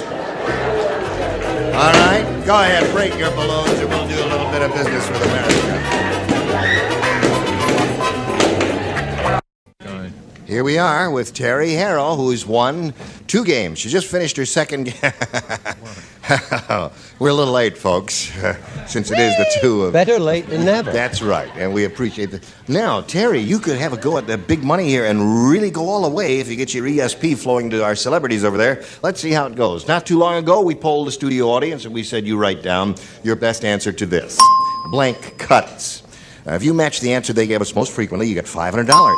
For matching their second most popular answer, you get $250 and $100 for the third. And 3 of the 6 will help you. Charles. What Gene wants us to eat every single time because he doesn't like a hot lunch. Cold cuts. Yeah. Now, it's just because I'm cheap, that's all. Mary. Well, there are a couple of them. This is a good one. Salary cuts. Salary cuts. All right, one more. Richard.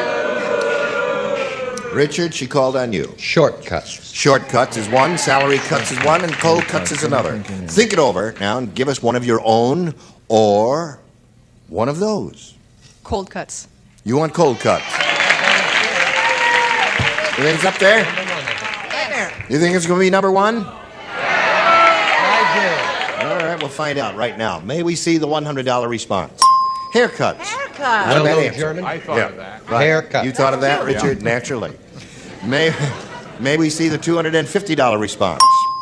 Shortcuts. Shortcuts. All right, that's the one that Richard gave you. That's a good response.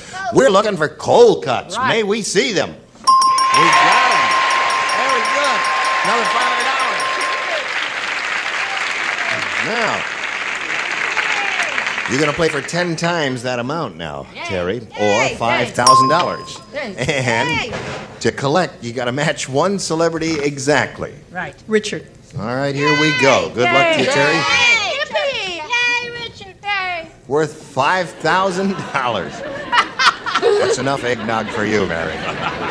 Here we go. Yippee! Yoo-hoo! Stop that now. Now cut that out. Blank assistant. Blank assistant. Either accent. Blank assistant or blank assistant.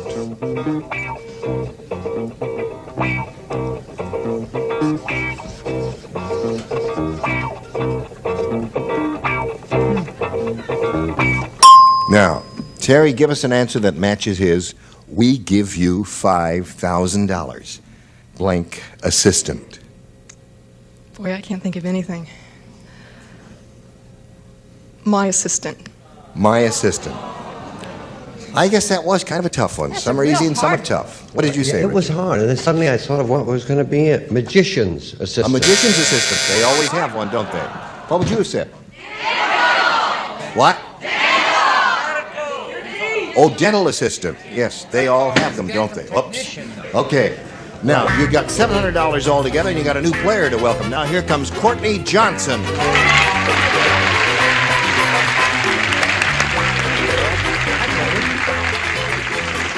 We welcome you. Thank you. And we ask you to tell us you are a natural redhead. Yeah. You can tell instantly. Well- You can tell instantly, Joyce, if a person's hair color is natural. Courtney, where are you from? Houston, Texas. Houston. Yeah, Houston. Good place. I'm just visiting here for a few weeks, Yeah. and I'm a student in Jacksonville, Texas. And I didn't mean to stay here this long. I got stuck down here, so I'm going to be here a while. But it's really nice. I like LA a lot. You do? Yes, very much. But you're stuck here. Oh, yeah, I'm stuck here for a while. It's You are. nice, though. Why? Why am I stuck here? Yeah. You don't have to tell me if you don't want to. It's entirely your option. No, my car blew up. Oh, well, naturally. You're stuck I here. didn't want to tell a sob story, but that's what happened. Okay. So I'll be here for a while. You But are. it's What fine. year of college are you in? A sophomore. You're a sophomore. What are you Mhm. studying? Dramatics, dancing, basically. Oh, yes. Yes. Well, you've certainly done a wonderful job with your hair. It looks so natural, one would never believe. Well, Courtney, we'll start this game in a moment or so. Right now, we've got to do a little business with America. Here we go. Ready? Okay. Now, Courtney, you may have A or B. A, please. A, all right. A new game, a little artwork there. That's very sweet. Would like to show them what you've done? All right, you get an A+ for that. I have a friend for You're gonna get it. You have a friend? I have a friend for her. Oh, that's nice. Oh. The Terrific. doctor doesn't want us to play with each other at this hour. Okay. Here it is. When Fred, hello there. You're bigger than that. Very Oh, dark in the pretty. jungle. Right in your You're bigger key than light. that. All right. I don't want to say anything. When but Fred you- was a baby, he was such a fancy dresser, he was the world's only baby to wear a blank diaper. He was a baby, a fancy dresser. Fancy dress. Only baby to wear a blank diaper. Fancy dresser. And what's his name? Fred. Fred. Freya. Freya. Freya? Right. Freya. All right.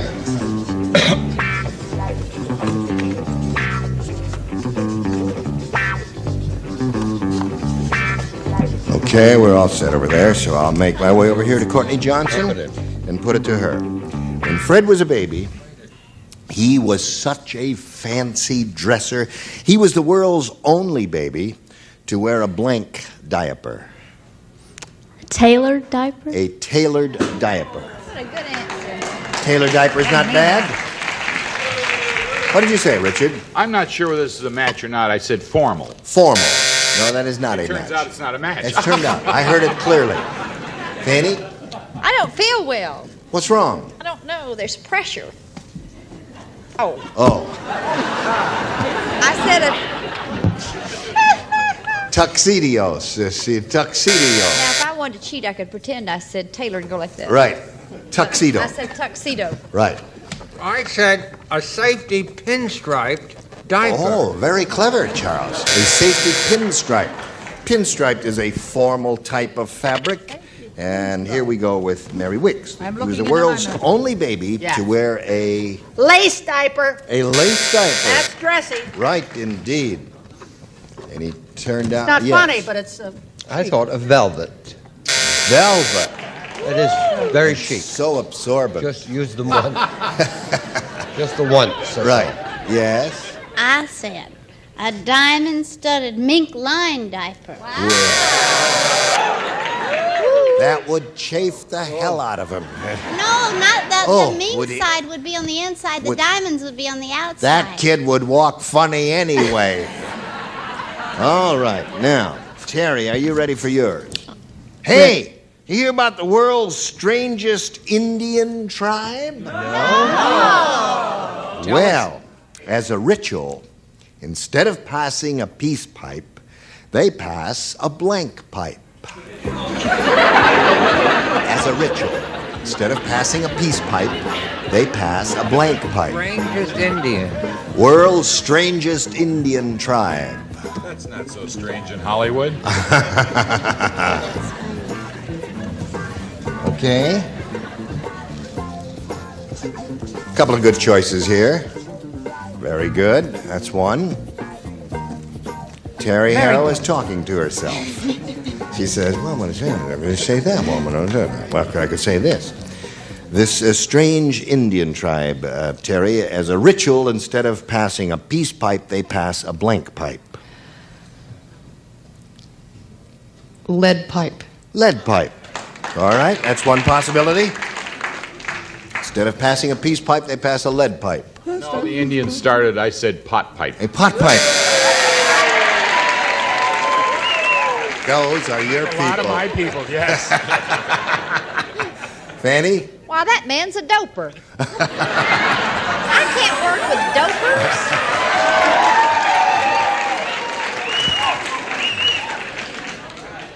I'll check with you later. I'm going to turn you in to the authorities.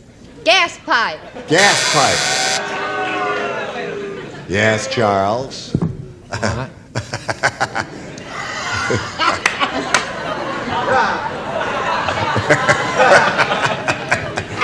It's a good answer. Stove! He said a stove pipe. Terry is looking for a lead pipe. And she found it. Lead pipe. A lead pipe. Terry. Lead pipe for the I little wish girl? I had. I said gas. Gas pipe is very good there. What sort of pipe do you have here, Joyce? Well, the reason those Indians were so strange is because they're Scottish, so they passed around a bagpipe. A bagpipe. Oh, so there we are at the end of round one. Score is 1-0 in favor of Terry. Round two coming up, but first this for you. Come back now. Go to round two now and ask Courtney for her decision on A or B. I'll take A again, please. A it is. All right. Let's see how you do this time. 102-year-old Mr. Periwinkle said to 103-year-old Mr. Jenkins, I think I'll climb this tree. Be careful if you date old lady Perkins. She's got an extra pair of dentures in her blank.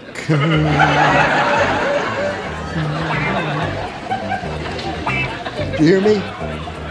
Could you say it again, please? Be careful if you date old lady Perkins. She's got an extra pair of dentures in her blank.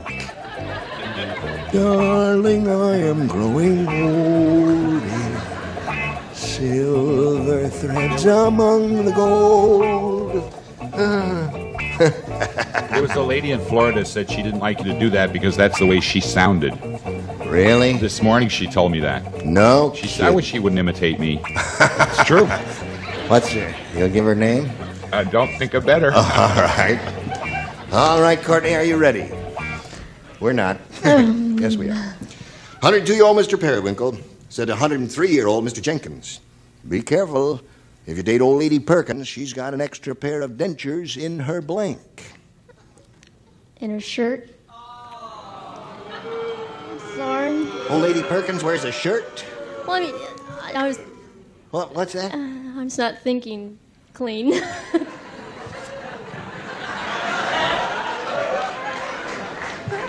What she's trying to say. Yeah. Old lady Perkins wears an undershirt is what she's telling us. Yeah, they fell out and slipped down through the bra and fell into her pants. Aha! What do you say? I say I just love Houston, Texas. Yes, it is. That's where she's from. Wonderful place. I'm so happy to have a natural redhead on the show. Honey, I thought it was her bra. Her bra. Looks good to me. Yes. I was quite simple. Pocketbook. An extra pair of dentures in her pocketbook. That Mary was Wicks, simple, all right. Be careful to date old lady Perkins. She's got an extra pair of dentures in her... Well, I'll tell you now, the shirt is worn bra. Seems to me it's the same thing, sort of. It's bra. up here, sort of. Well, a shirt is not a bra. Or the Richard... Undershirt, you said. The Richard... I'm braless today, yeah. And there you are. Now, you must match What do you mean, there you Joyce to stay in the game. Me? She's looking for a shirt. No, that's Oh, not... I'm sorry. Oh, I said in her drawers. In her drawers, so Terry wins another game. Come on down, Terry.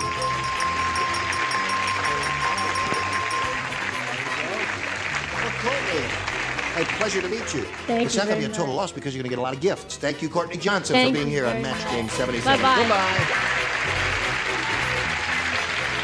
There you are.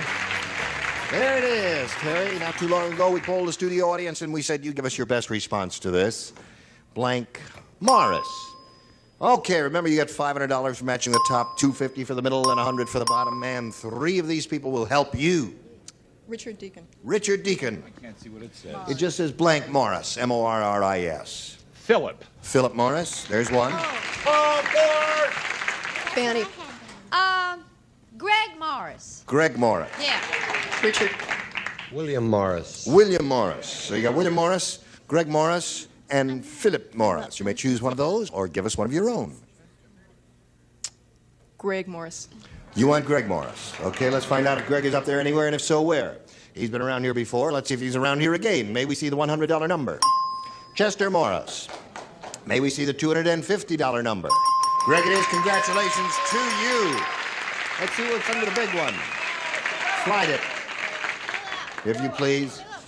There it is. Philip Morris. Well, you've picked up another $250, and you're going to play for $2,500 now by matching one celebrity. Whom do you call on? Richard.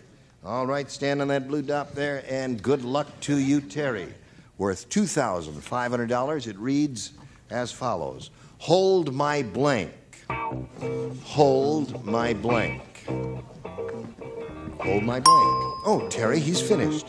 You give us the answer that he's written on the card. We give you $2,500. Good luck to you. Hold my... Purse. Are you saying you want Richard to say, hold my purse? It's the only thing that I can think of. Oh, that's all we had it. I said, hold my hand. Hold my hand. Very good answer. All right. Well, you picked up another. You're all 1,050 is your total now. Congratulations to you for that. Now you watch this, if you please. Thank you. We got started a little bit late here with the Happy New Year celebration because things got clogged up with the signs. But may I wish each of you and every one of you a very happy, prosperous, wonderful year, as I wish to each and every one of you. You're a grand bunch. Here, here, same to you. And thank you very much. Shall we do a chorus of... Yes. Yeah. All right. Getting to know you. Getting to know you. No, I guess we... Acquaintance me for... And the walk to mine.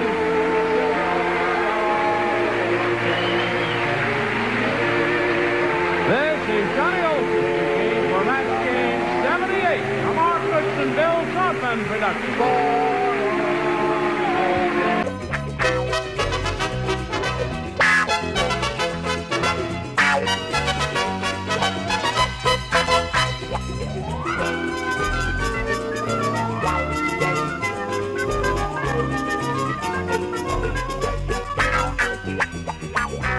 This is Match Game 78, production number 1366, and this take one.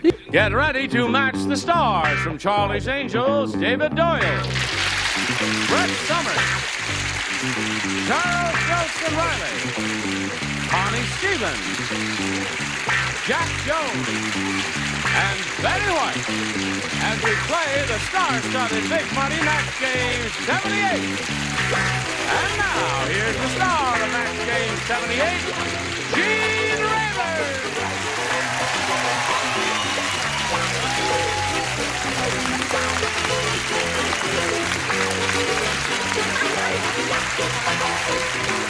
Hello, John. How are you? Thank you, friends, for joining us here. Thank you.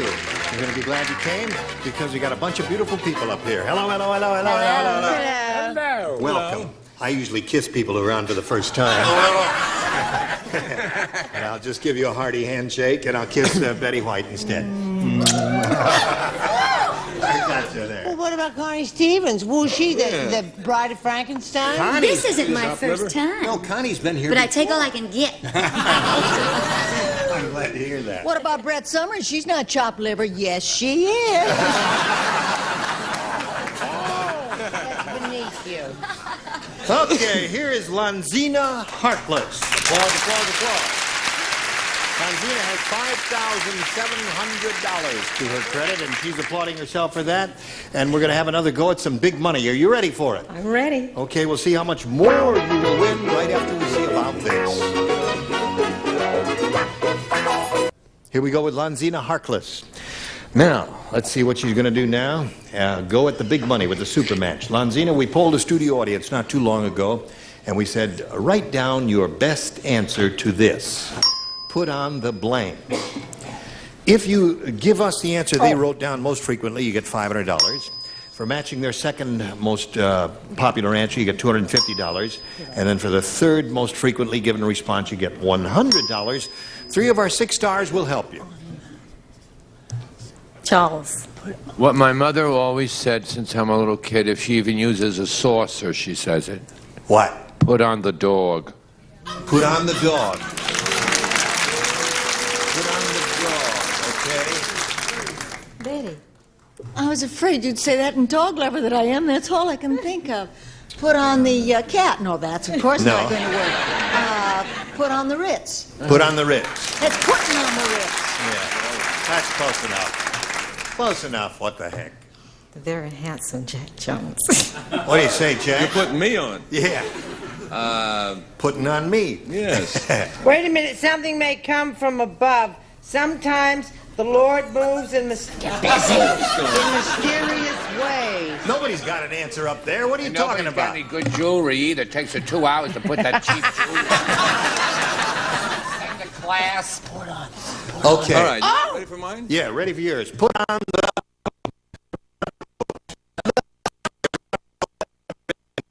Those are the three they gave you. You can choose one of those or give us one of your own. Put on the dog. Put on the dog. Okay. That was Charles' answer. Let's see if it's up there to show where. We'll begin with the $100 number. Put on the brakes is not a bad answer at all. Oh, that's what I said to Jack Jones last night when Yes, we were I'm sure you did. May we see the $250 response? Put on the lights. See, all these good answers are coming up. What kind of group was this? They were a very smart group compared to the group we got up here, I'll tell you that. May we see the big one, please? Oh, you got it. Very good, Longino. Now, since you won the $500, that means the least you can play for is 10 times that amount, or $5,000. However, you can be playing, as you know, for $10,000 instead of 5. If you have a lucky spin of the star wheel, give it a go. It must make one revolution. Good luck, Lonzina. Here we go. Will it be a double or not? If the blue light stays on, it'll be a double. It's all automatically connected.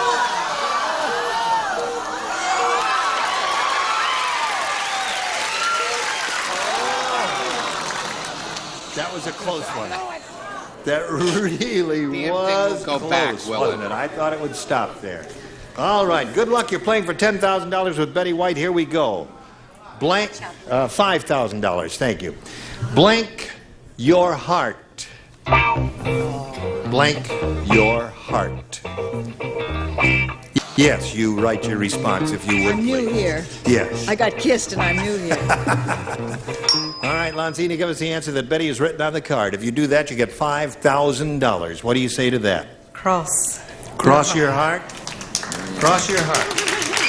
Okay.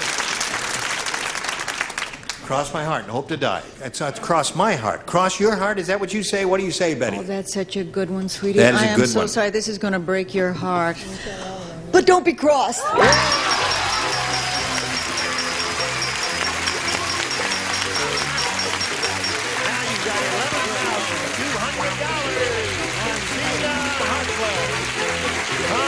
she's very happy, and while she's celebrating, we're going to welcome Diane Wallen. Isn't that nice? Really? All right. Hello there, Diane. Now, as soon as it stops, there you go. We welcome you. Thank you. Before we start playing the game here, we'd like to find out a little bit about you, where you're from, anything you want to contribute. Okay. I live in America's finest city, San Diego. I enjoy dancing, and right now I'm completing my master's degree in counseling, and I'm also working as a singing telegram messenger. Whom do you counsel? Right now, anybody. Oh, I see. Are you a psychologist? No, it's part of the education field. So I could work in a school or an agency or whatever. What sort of dancing do you do? Disco dancing? Mostly like folk dancing and jazz and some tap. That's interesting. Well, good luck to you here, Thank you. Diane. We'll start this game, ladies, right after we do a little business with America. Okay?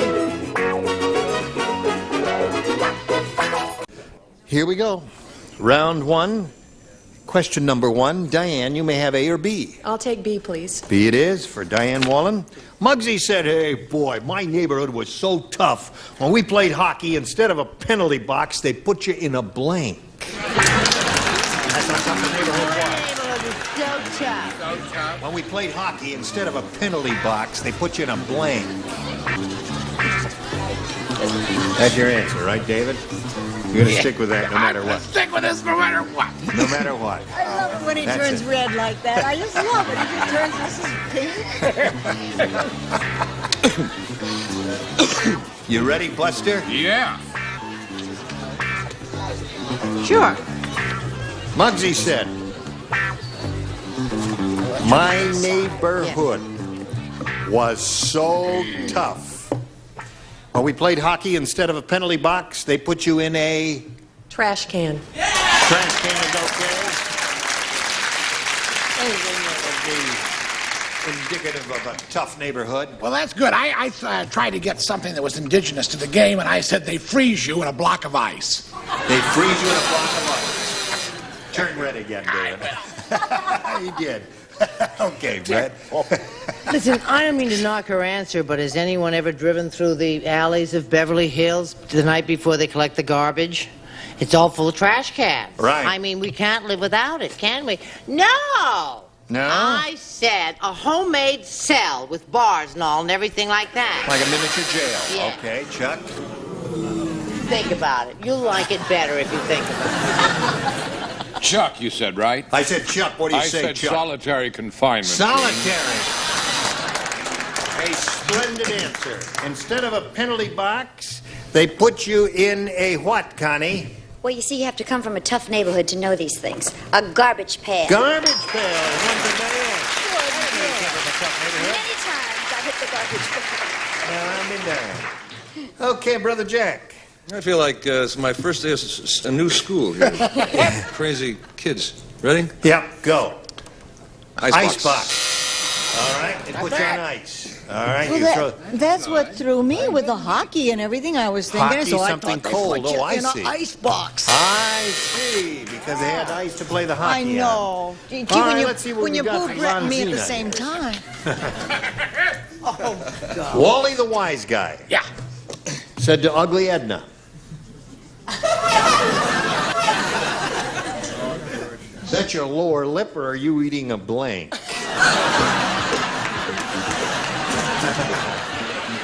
Wally the wise guy speaking to Ugly Edna. Ugly Edna. Is that your lower lip, or are you eating a blank? Packing a rod, or you just glad to see? Okay.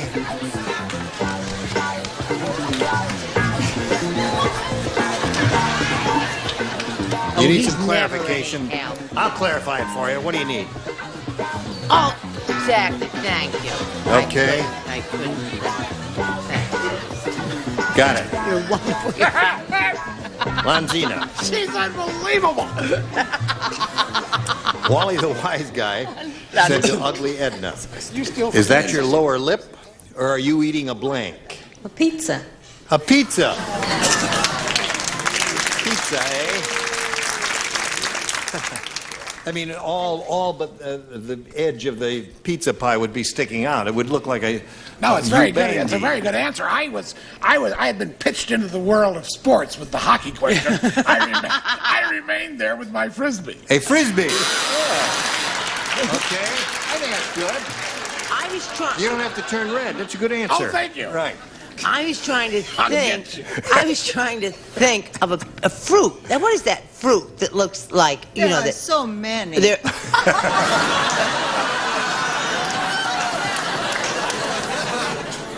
He's going to get you for this. Okay.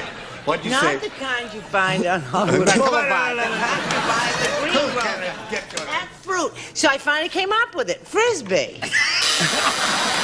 Frisbee is a thing that you flip to one another. It's made out of plastic and sails through the air. Isn't that odd? I thought That's it not was a a fruit. tropical fruit. No. Now, honestly. The new season is coming, isn't it, Gene? The Yes, new it is. year. Oh, that's right. Producers. Yeah. Almost taco. A taco. It's a Spanish pizza, isn't it? A taco or something close to it? Hello there, Connie. I had a very strange A frying. frying pan. Why did you say that? I don't know. I haven't the slightest idea. You It was have a been very absent a large long net. time, I see. Okay, Jack Jones. Go, baby. I've done this before. It seems conceivable, but she's eating a plate. A plate. Is that your lower lip, Done it or are you many eating a times. plate? I don't understand that. What do you say? You see, like David, I was pitched into the world of sports. Yes. And except I didn't get as far away from home as he did, I said a hockey puck. A hockey puck. Very good. That's not bad. Is that your lower lip, or are you eating a hockey puck? What about tongue sandwich, ham sandwich, bologna sandwich? What about that? Those all stink. We all thought of those They're and we all threw them rotten, eh? all Yeah. out. All right. Thank you for the vote of confidence, ladies and gentlemen. Okay, so Lonsina and Diane, it's 1-0 at the end of round 1 in favor of the challenger, and we'll go to round 2 right after this for you. Here we go, round 2 coming up, ladies. Diane, you want A or B? I'll take B again. B it is, all right. George said, my wife must be having an affair with Humpty Dumpty. What, take a look. There's blank all over the place. George said my wife is having an affair. That's the best I Good can do. rating. That was excellent. Yeah, rating. thank you. I just wanted to make sure. Now, Give it to the boy. Give it to the young man. What young man?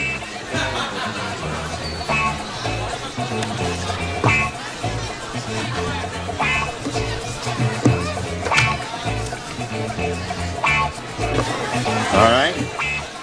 All right. Okay. Now, since you matched in the first round, you don't have to play this round. That's why it says don't write there.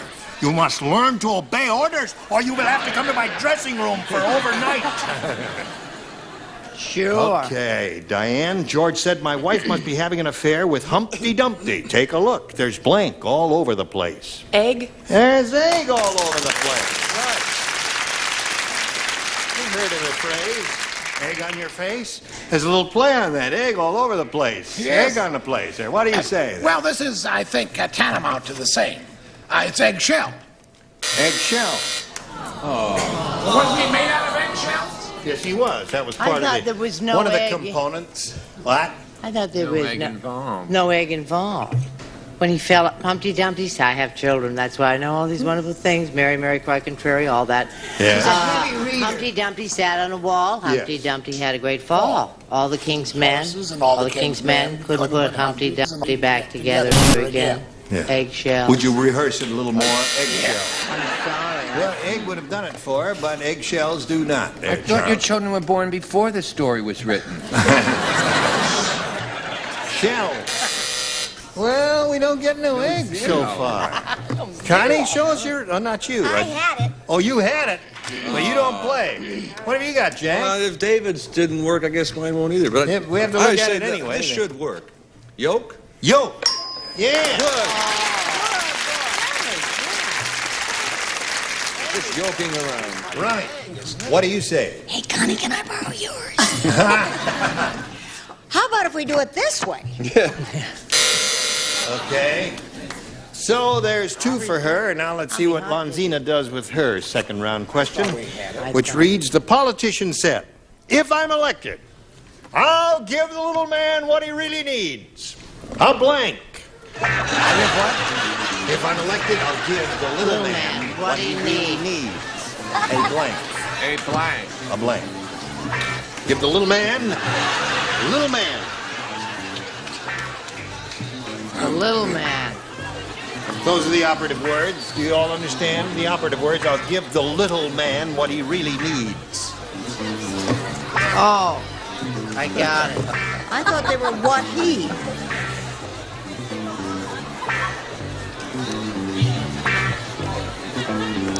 Okay? Got it. Go ahead, sweetheart. Now, Lonsina, you need 2 to tie and 3 to win. The politician said, if I'm elected, I'll give the little man what he really needs. A blank. A little woman. A little woman. Very good. Little woman. What'd she say? She said a little woman. What's wrong, Ira? Yes, she wrote it. She just didn't push it in far enough to light the light. I'm sorry. You see, that light lights I there don't get out when you much. push it in all the way. Is it on now? Well, I guess her light is busted. You'll fix it between shows And her or bust something is like lighted. that. Yes, right. Her bust is lighted.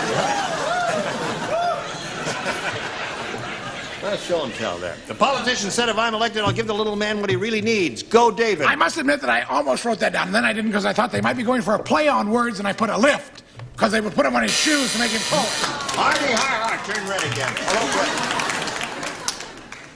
Well, you know how I feel about politicians regardless of race, color, creed, or party affiliation. So I said I'd give him a pair of elevator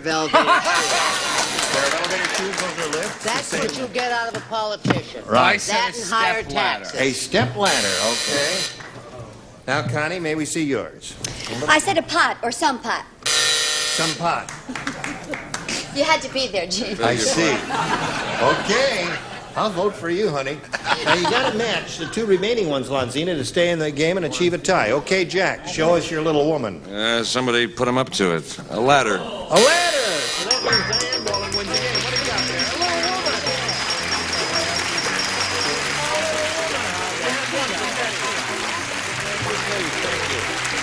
Lonzina is leaving here.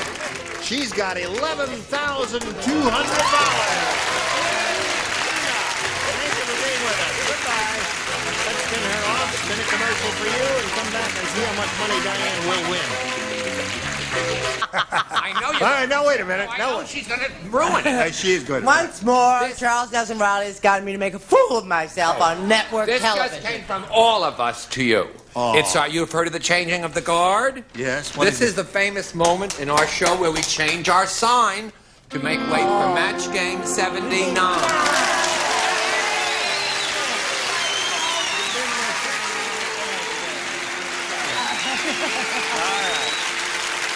Now, you going to change the sign? Yes, we're going to change the sign. Now, wait a minute. Hold everything now. No, everything's going to be all right. I'll give you a hand here, Charles. You're unscrewing the old one there, and it's all unhooked. Okay. Yes, right. All right. There it is. A happy and healthy New Year to Thank you. everybody. Happy New and Year. Thanks for watching. Yeah.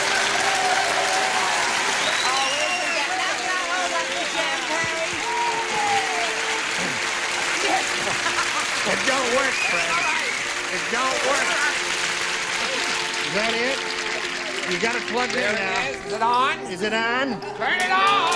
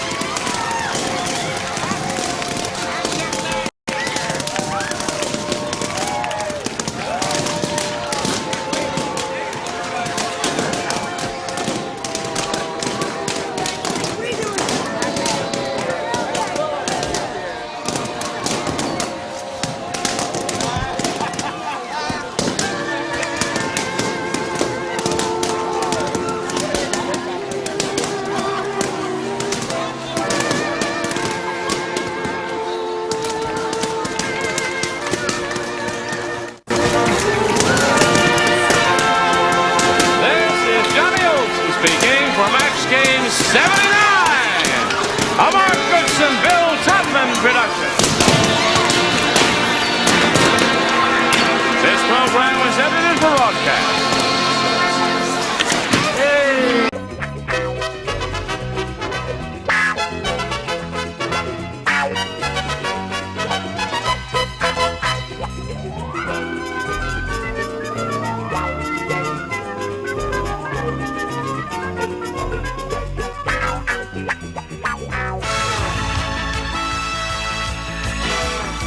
Time for the match game. Hollywood Square. Hour with Gallagher.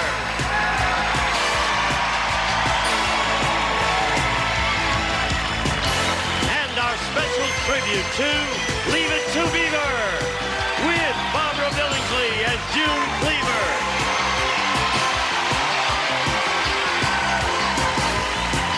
Richard Deacon as Mr. Rutherford.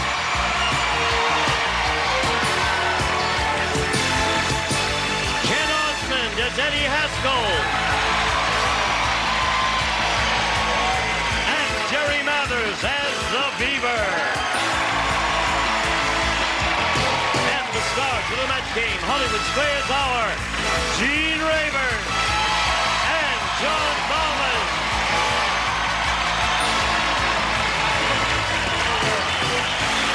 How do you do? How do you do?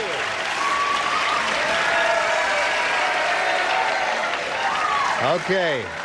Happy New Year. Happy New Year to you. I guess they're getting ready a little early here, aren't they, for the New Year? Apparently, this is our very last show before the New Year. Exactly. 1984. And you know what 1984 marks? What? Another year that Leave It to Beaver is going to be on television every day of the week. On reruns. Right.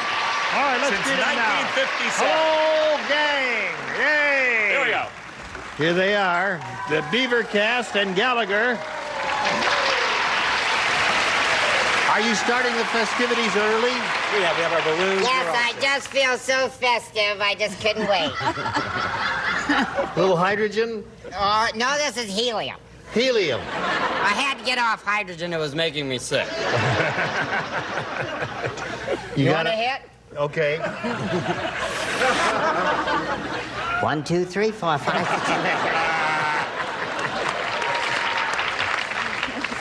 6. Say, gosh, Wally, you talk funny.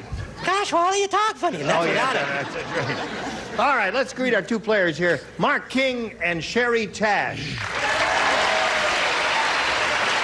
Okay, let's get acquainted. Mark, tell us about you, please. I'm a salesman from Ahwatukee, Arizona, and... Never heard of that place. Ahwatukee? It's just south of Phoenix. Okay. About 7 miles. All right. And I'm basically here on a dare from my wife. Your what? I'm here on a dare from my wife. No kidding. Yeah. She said, I dare you to go to Los Angeles, try and get on a game show? Yeah. And you did? Yeah. Where is she here? No, she's home with the baby. All right. All right. Mark. Dare you to do that, too?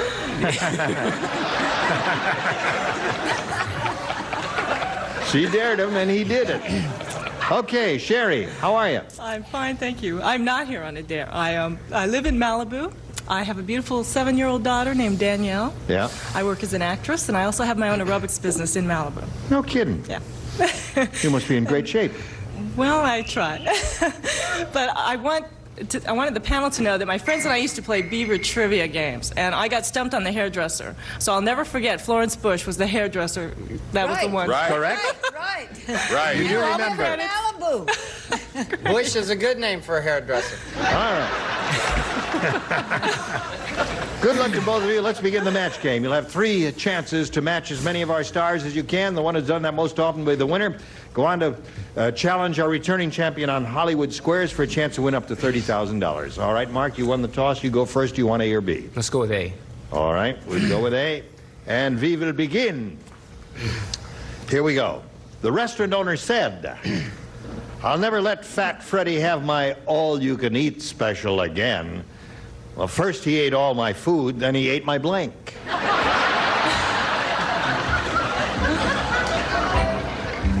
Okay. I guess we're ready down there. Here we go. Mark?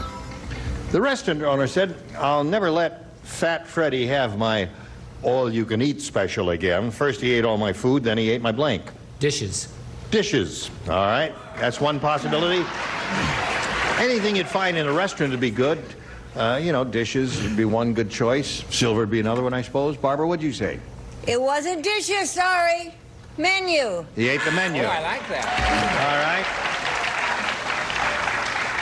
right. Gosh, Beaver, look at that guy. Really? Well, I figured if it was Fat Freddy, I mean, there'd only be 1 or 2 dishes in front of him, but the tables would be real big, so he'd eat all the tables. All right. So far, we don't have dishes, Ken. Gosh, Mr. Rayburn, this gentleman is so fine, I really wanted to match him. But I'm afraid I matched Jerry again. Tables. Said tables. All right. Whoops. Okay, John, you're up. Yes. First he ate all my food, then he ate my... He can take it, but can he dish it out? He can. Very good. All right, one for Mark. What do you say, Richard Deacon? I said furniture. He ate the furniture. He needed the roughage, I suppose. Yes. Hey, Gallagher. What did I say? Yes. The cashier. He ate the cashier. That was pretty smart. Yes. Anything else in your bag of tricks down there? No. All right. Okay, now let's go over to Sherry here and see if she can, how she does with her question, the B question. The Mona Lisa is speaking, and she said, I'll tell you why I'm wearing this funny smile. All these years, I've been sitting on a blank.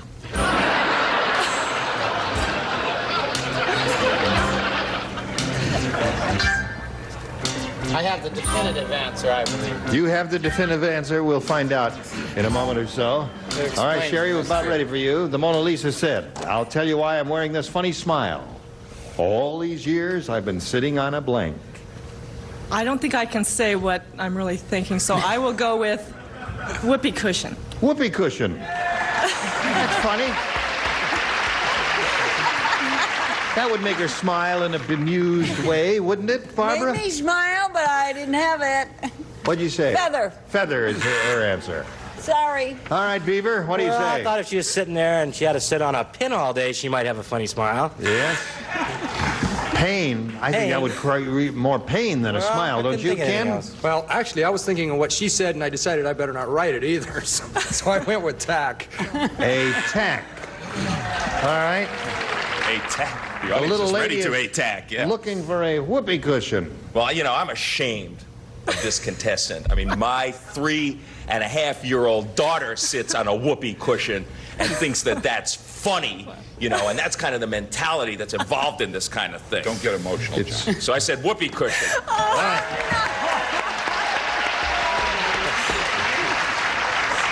So far, John, you're the only one who's taking keeping myself us right going out of the here. game, haven't I? Right. Richard? I didn't know whether I could say that or not, so I said a soft rubber cushion. Would that Now, wait a minute. Was it happy? Was it up? Whoopee! They gave it That's to a him. whoopee cushion? Sure. All right. Well, if you really had it in mind, you should have said a soft rubber cushion that would make a funny sound when you sat on it. You can't write all that on that card. Yeah. No, they didn't buy it. Oh, They you didn't? got a buzz on that and not a gong. Well, that's very disappointing. Yeah. All right. Thank you. Boy, Gallagher? I'm just got class. Nobody else does, that's all. Here, here. So you think you have class. Did you write down a French word on your card? I'm not bilingual. I'm just class. Well, I'm bilingual. I wrote down she was smiling because she sat on the paint palette. On the paint palette. Okay. So there we have round one. Each of you has matched one of the stars, so the score is 1-1. A tie will go to round two right after this. Here we go to round two. Now, since the score is tied and he went first last time, Sherry will ask you to go first this time. I'll take A. You want A? That's it. You got it. Easy. Dave said, my wife's face could launch 1,000 ships. Unfortunately, her blank could sink them. All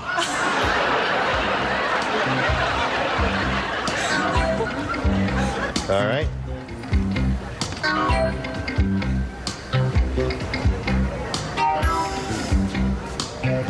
Okay, Barbara?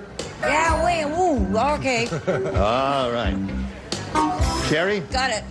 Dave said my wife's face could launch 1,000 ships. Unfortunately, her blank could sink them. This time I have a French answer. Tush. Her tush. Oh, good French. She's a little heavy there, was she? She said she was a little heavy in the tush, and therefore that's why she said that. Barbara? I started to say hips, but I didn't. I said body. Her body could sink them. All right, Jerry, what have you got? Well, that was a real toss-up. I said it was probably weight, but I put body. All right, you have two of those. Ken, another body for you? She should have known that Gallagher's the only bilingual one in here. Body. No French. Right. So what you're saying is when we get to Gallagher, he's going to say tush, huh? Right. All right, Richard, we're up to you. I was thinking of, I said buns to begin with, and I changed it to body. Ah, too bad that would have been a match. Yeah. All right, you're getting close, though, Sherry. Okay, Gallagher. Do you think I put tush? Sure. No, I put breath. Breath, another good answer. So no match for Sherry. Okay. Mark, here we go with you. I'll tell you why Dumb Donald is in the hospital. Wonder why? Would you like to know? Yes. Thank you. It happened after he asked Mr. T if the T stood for blank. And that put him in the hospital.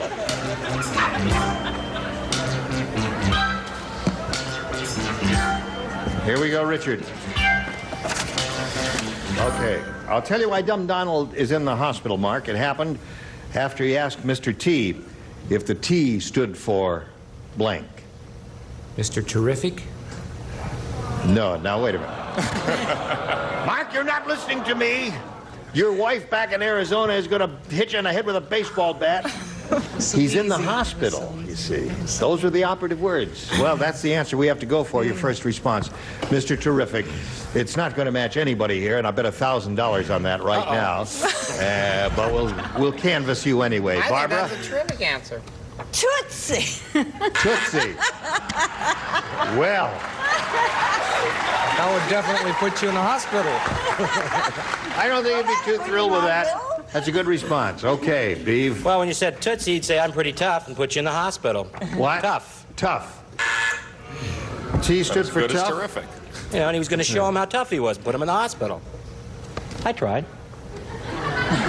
Not very hard. It's almost as good as terrific. We're still worried about the beaver. Listen, the way they booed Jerry, I'm afraid to bring mine up here. I said trouble. T stood for trouble. Nobody understands this question, including Mark. And it's Friday. They don't have another day to learn how to play. Right. Richard, do you understand it? Oh, start with your boo now, okay? Come on. Boo. Oh. Teeth. Yeah. What have you got? Come on, Gallagher. Well, I think I understand the question. You do? He was insulted because they said the T stood for timid. Timid. Turkey would have been another good one. Tooth Fairy, I would have. Tooth Fairy, turkey, any of those things would have been good. Tush! I hope we're all going to start playing this game soon, are we? You must obey orders. 1-1 to score. Round 3. Last chance here. Come back. Third and final round here. Last chance. This is it. Are you ready? Now remember to think carefully before you respond. Mark, she went first last time. Score still tied. You go first this time. Let's go with B. All right. Here's Mark's question. Unlucky Louis said, I followed a rainbow all the way to the end. Just my luck. I wound up with a pot of blank.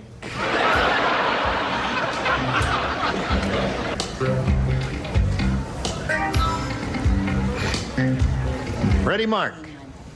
Unlucky Louis said, I followed a rainbow all the way to the end. Just my luck. I wound up with a pot of blank. Pennies. Pennies? Instead of gold, pennies? Instead of gold, you say pennies. Thought about that real hard, didn't you? I dare you to change your answer.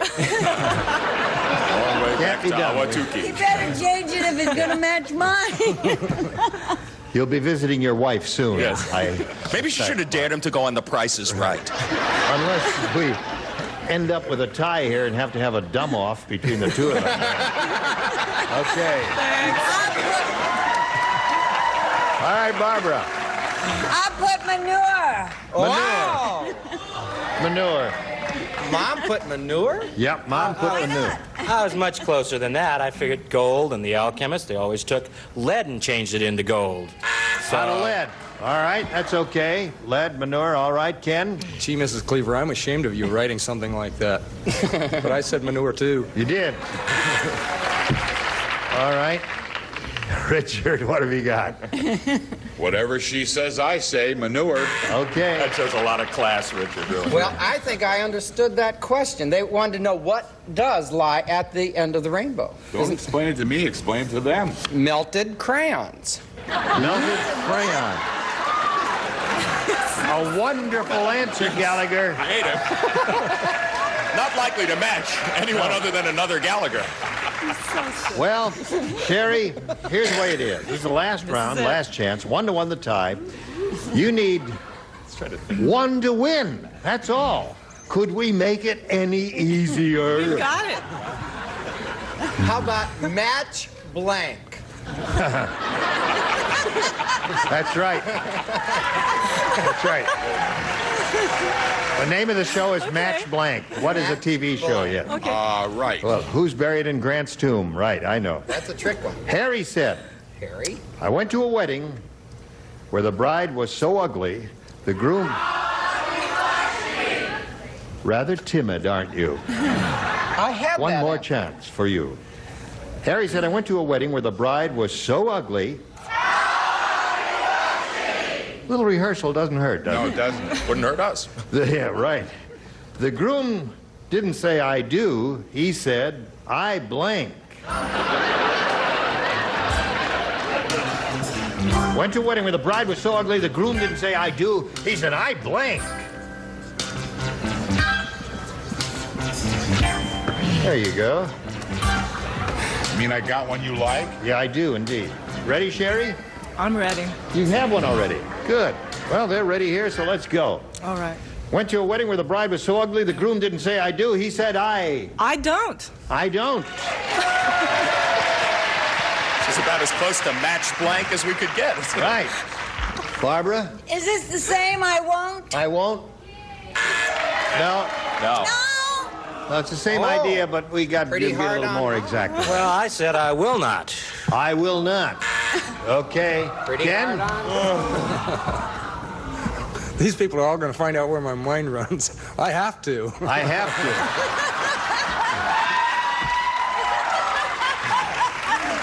Pretty good. It was a wedding in which the bride wore white, and the man who gave the bride away carried a white shotgun. Anyway, we're getting close to the dumb-off, aren't we? Okay, Richard. Well, you're going to hate it, but I said I don't. All right, that wins the game. What do you have, Jonathan? I do. Come on down. Yay! I'll be with you in a moment. Mark, it was a pleasure to meet you. We'll send some gifts your way from the match game. Mark King, ladies and gentlemen. There he goes. Well, congratulations to you. Time now to switch to Hollywood Squares. We're going to bring on 3 more celebrities. The rest of the set just came in. John Bauman and I will switch places here. We've got lots more excitement here. Don't go away. We'll be right back. A member of our studio audience will receive Hitachi's cassette match music system, FM, AM stereo receiver with 7.5 watts per channel, belt drive turntable with magnetic cartridge, 2-way high drone tone speaker system furnished by Hitachi. It's time for more of the match game. Hollywood Square, hour with more of our tribute to Leave It to Beaver with Frank Bank as Lumpy.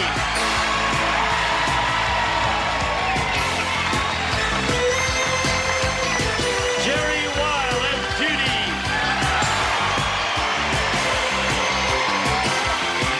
Rich Carell as Richard. And taking over, the star of the Hollywood Square, John Bauman. Okay, thank you, and we'll be right back. You come back, too. I've asked you. And now, John Bauman and the Hollywood Square.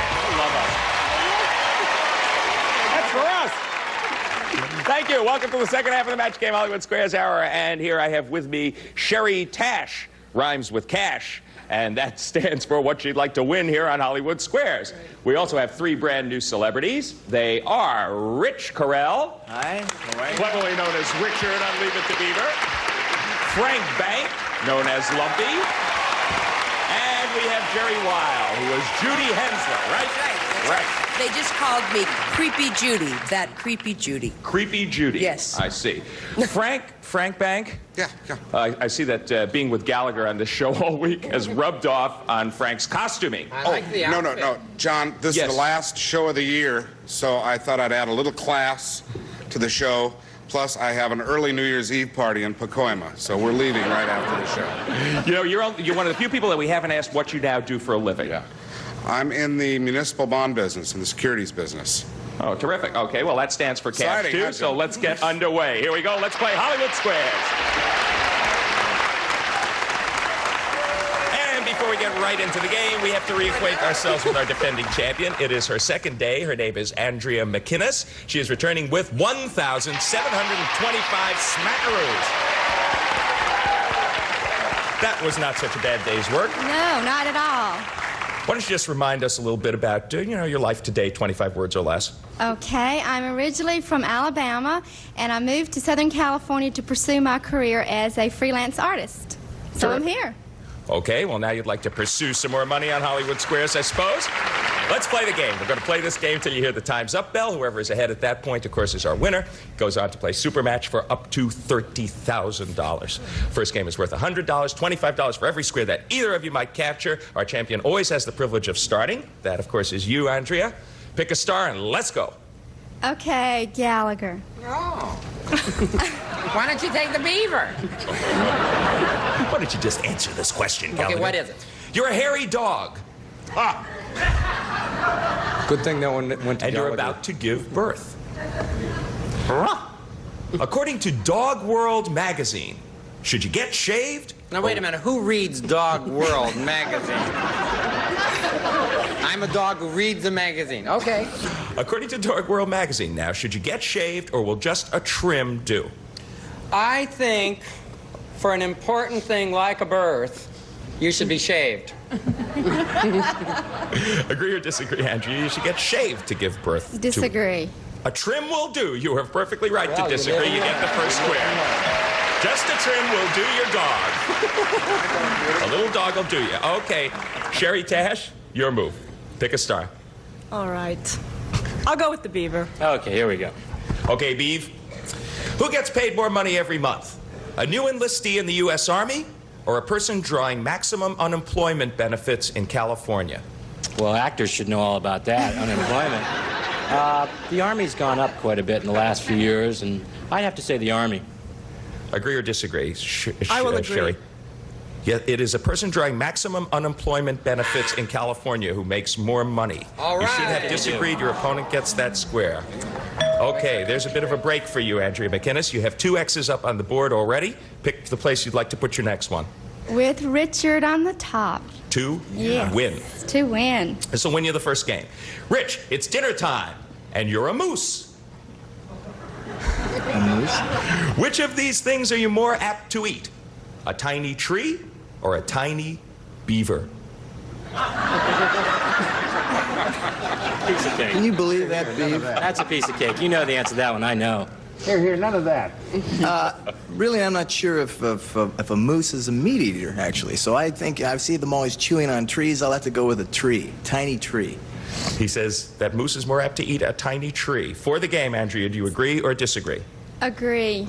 A tiny tree it is. You were right to agree. You get the square. You win the game. A clean sweep.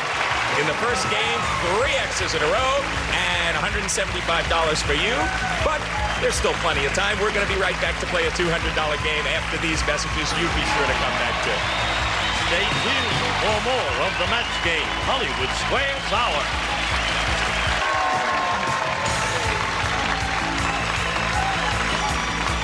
Now back to John Bauman and the Hollywood Squares. Thank you, Gene Wood. And our next game will be worth $200 plus $25 for every square you captured. Last game was won by Andrea. That means that Sherry gets to start this one. Pick a star. All right. I'll start with beaver. See if we do a little better this Good time. place to go. Jerry Mathers. You've had a big fight with your boss. You're very angry. To get rid of your anger, Jerry, should you punch yourself in the stomach or fantasize that your boss's pants are falling down?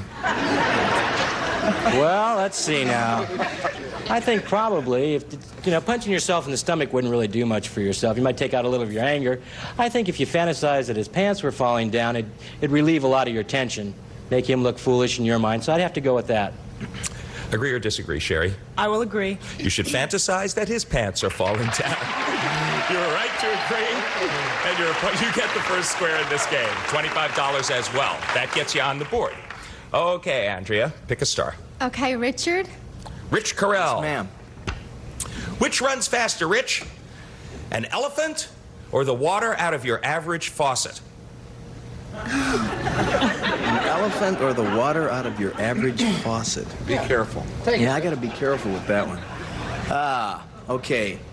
I would say that, well, actually, people don't know, but elephants are fast. Really fast when they're mad, especially. I'll have to go with an elephant. I think an elephant goes faster. He says an elephant runs faster than water out of your faucet. Andrea, agree or disagree? Disagree. An elephant it is. You should have agreed with Rich. Your opponent gets that square. Okay, an elephant runs 18 miles an hour. Pretty fast. A faucet runs less than 1 mile per hour. That is a break for you, Sherry. You are playing O. Pick the place where you'd like to put your next one. I'm going to go with Gallagher to win. All right. Okay. A courageous woman. Gallagher. Fantasize their pants are falling down. In French, right? Yeah. Who's older, Gallagher? The Planters Peanut symbol, Mr. Peanut. Okay. Or Jimmy Carter?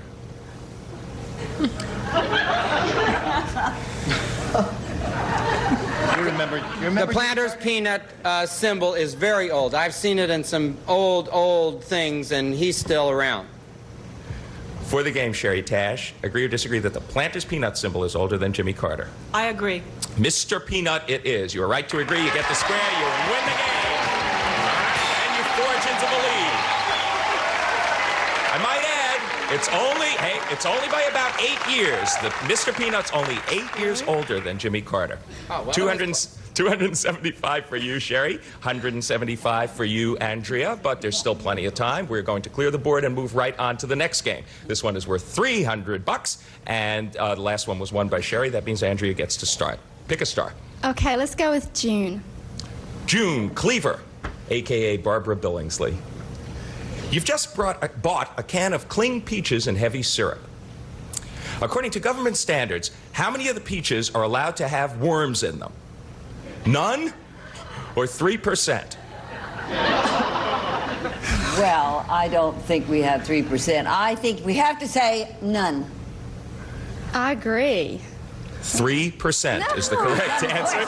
You should have disagreed with Mrs. Cleaver, and your opponent gets the first square. They're allowed to have 3% in a can of cling. Well, I'm a little worried about cling peaches, Mrs. Cleaver. Okay. Let's get another government. We're a little worried about those. Sherry, your turn. Pick a star. Richard. Richard. Hello? When you pass away, you want to be buried next to your dead dog. Does Dear Abby say this is okay? Or do you need counseling? Well, I mean, you know how a lot of people get attached to animals. I don't think anybody who wants to be buried by their dog needs counseling. I say that she says no, it's normal, it's okay. It's okay to be buried next to your dead dog. Agree or disagree, Sherry? I'll agree. It's okay to be buried next to your dead dog. You are right to agree, and you got 2 O's up there. Andrea McInnes is our defending champ in a bit of trouble. She's got 2 O's. You are playing X. Pick a star. Okay, Jean to block. You missed this one. Another game is won by Sherry. Jean Rayburn. Yep. Before visiting an art exhibit on her trip to the Orient, First Lady Nancy Reagan told reporters that they had to wear something. Was it red, white, and blue clothes or clean socks without holes? I'm surprised you asked that question. Because it was such a well-publicized story. You know, she being the First Lady, it made headlines. I read it in the New York Times. She said, everyone must wear clean socks with no holes. No signs of having been darned either. Agree or disagree, Andrea? To block. Can you repeat that one more time? Yes, it was an art exhibit, trip to an art exhibit in the Orient, and Nancy Reagan told reporters they had to wear something. Choices were red, white, and blue clothes, and Jean says, no, it wasn't that. It was clean socks without holes. I agree with Jean. Clean socks without holes it is. You were right to agree. You get the square, and you do block. Because they had to take their shoes off. Naturally, it was in the Orient, and she didn't want them to be embarrassed. Okay, we're going to be back to complete what has become a pretty close and pretty exciting game right after these messages. You know, before we get right back into the game, in this last commercial break, this is truly a mother to the end. June Cleaver, Barbara Billingsley, Beaver's mother, called me over, and she said, John, did you really think that you can have 3% worms in those peaches? And yes, we have researched that, and it is absolutely true. That's true, Mom. I mean it, I mean it, I mean it. You don't eat okay. that much. Sherry, it's your move. Pick a star where you'd like to put an O. Okay, Beaver, let's go again. Okay, here we go. The Beav. Which takes longer? A beaver making love? Or boiling an egg until it's hard? Well, yeah. I thought it was a beaver till it was hard. But, no. I would say probably a beaver. A beaver making love. would take longer than the egg. Agree or disagree, Sherry? I'll disagree. Boiling an egg until it's hard takes longer. You were right to disagree. This might shock you, Beav. This might shock you. I'm A ready beaver for it. takes about a minute. Jerry, can you substantiate Okay, Andrea. Quick as a beaver. You are playing X. Pick a star for me. Okay, Eddie, let's go to block. Eddie Haskell or Ken Osmond. You're wearing a suit made entirely of Kevlar. While you have it on, it will help prevent something. Will it prevent you from sweating or from being shot? You're talking to the right man, because I happen to know exactly what Kevlar is.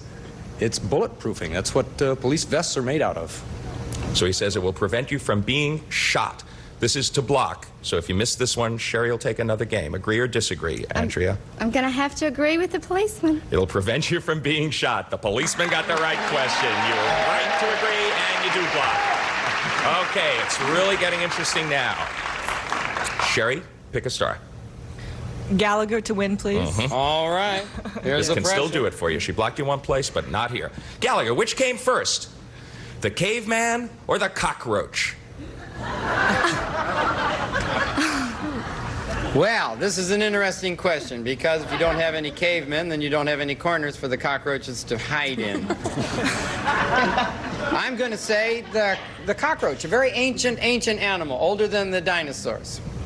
For the game, at a pretty big lead. Agree or disagree, the cockroach came before the caveman, Sherry? I will agree. The cockroach came before the caveman. You're right to agree. You win the game. 3 in a row diagonally. Well done, and a pretty sizable lead. 675, but 225 for Andrea. You're still in it because we're going to clear the board and move right on to the next game worth $400. Andrea, you get to start this one. Pick a star. Okay, let's go in the middle with Beaver. Okay. Okay, Beav. According to a 17 magazine poll, do the majority of teenage girls today approve or disapprove of sex before marriage? I would think that they would disapprove it from 17 magazine. It says they disapprove of sex before marriage. Majority of teenage girls, Andrea. Agree. They approve of sex before marriage. You should have disagreed with that, Beaver, and your opponent gets the square. Okay, Sherry, you're off to a good start. Pick a star. Where'd you like to put an O? Judy, please. Jerry Weil. Yes. Your married lover just died. According to Ann Landers, should you stay away from the funeral, or is it okay to attend as long as you're quiet? As long as I don't say anything. I don't think you should go. I would stay away from the funeral. Okay, she says, yes, it's according to Ann Landers. Now, it's your married lover who's just died. The question is, should you stay away from the funeral, or is it okay to attend as long as you're quiet? She said you should stay away. I'll disagree. You can attend as long as you're quiet. You are very smart to disagree, and you get the square. That is good playing.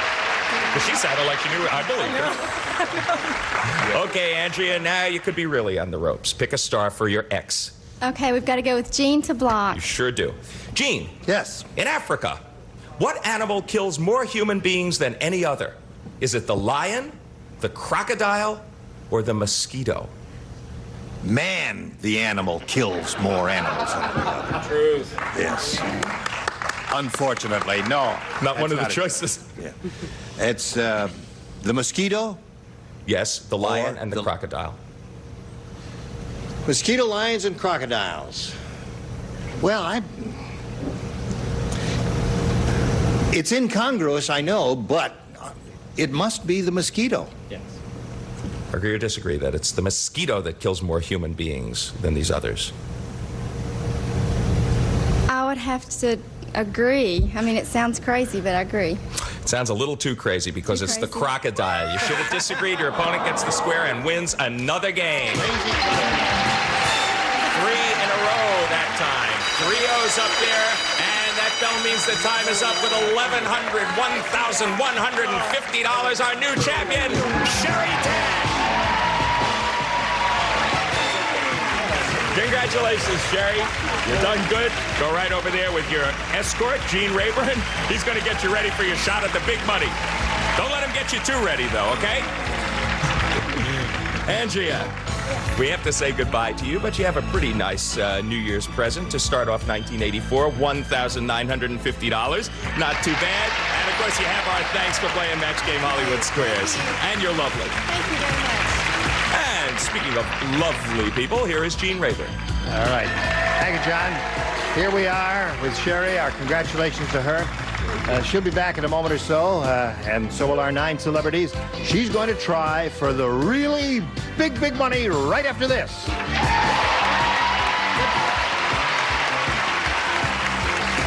Now, here to play the super match is Gene Rayburn. All right, Sherry's very excited. This is her first time up here, and she's going to have a go at the big money. How do you feel? Terrific. Good. It's a super match where she can win up to $30,000. Let's have a go at it, Sherry. We polled a recent studio audience, and we said, please write down your best answer to this. Blank Moore. The top answer is worth $1,000. Next one, $500. Bottom one, $250. Now, any 3 of our 9 stars can offer suggestions here to fill in that blank, to give you a little assistance. Whom do you want to call on? Lumpy. Mary Tyler Moore. Mary Tyler Moore is 1. Mr. Rutherford. Gary Moore. Gary Moore is 2. John. Dudley Moore. Dudley Moore. So you have Dudley, Mary Tyler, and Gary. You may choose one of those, or if you think you've got a better idea, that would be up on that board, then you'll give us that one. What is your pleasure? Mary Tyler Moore. Mary Tyler Moore. Let's find out if it's up there, and if so, where. We'll begin at the bottom and reveal the $250 response. Gary Moore is there, a wonderful fellow. All right, the next one says Mary Tyler Moore. That's your answer. What do you think's on top? Dudley. You think Dudley's on top? Do you think Dudley's on top, audience? Yeah. You're not sure, are you? All right, let's all find out together. Go. Roger Moore. You weren't sure. Roger? 007. 007, Richard. Bald. James Yes, Bald. Roger Moore. All right, now you've got $500, Sherry, and you're going to play the head-to-head match with any star of your choosing. And as you can see, each star has a number, a 10, a 20, a 30. It's a hidden number. And we will multiply that $500, which is yours, by whatever number is revealed when you choose a star. Are you ready to do that? Yes. Which one do you want? John. All right, John Bauman, she's chosen you. Would you grab the tab, please, and reveal your hidden number? A 20, good. That means you're playing for $10,000. All right, Sherry. $10,000. Here we go, John. Friday blank. Friday blank.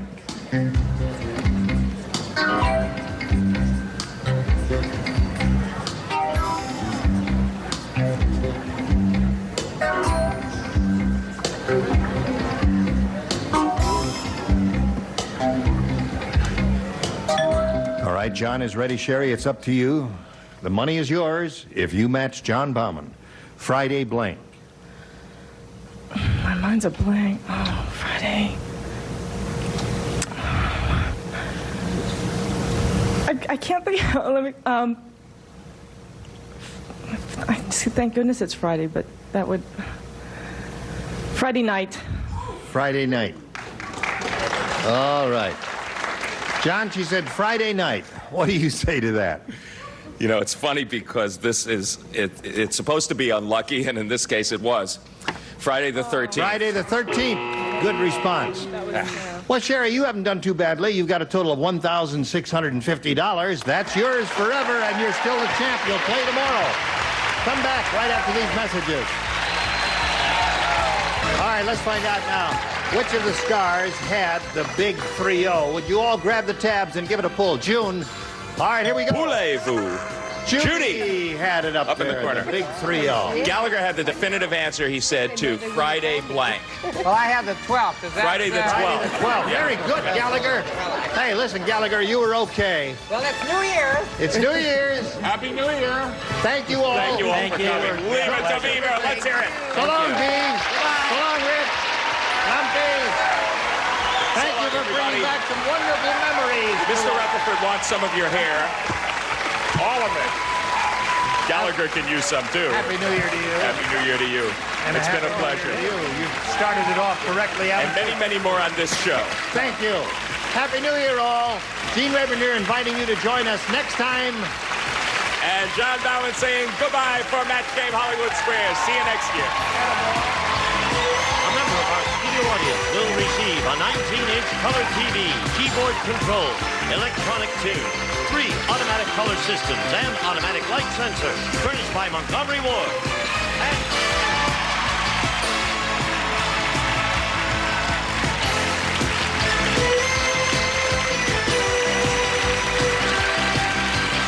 This is Gene Wood speaking for the Match Game Hollywood Squares Hour, a Mark Goodson television production.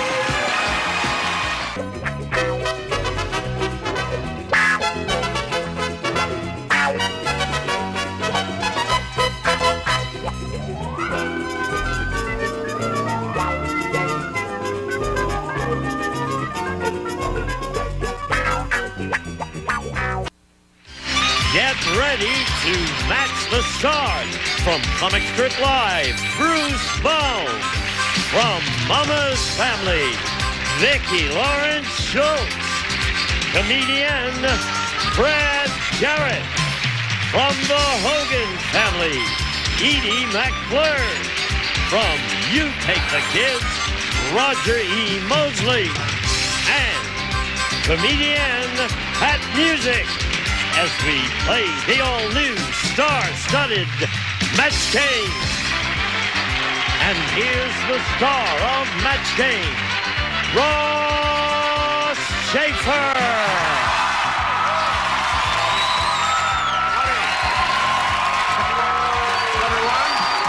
Thank you for joining us at home. Thank you, Gene.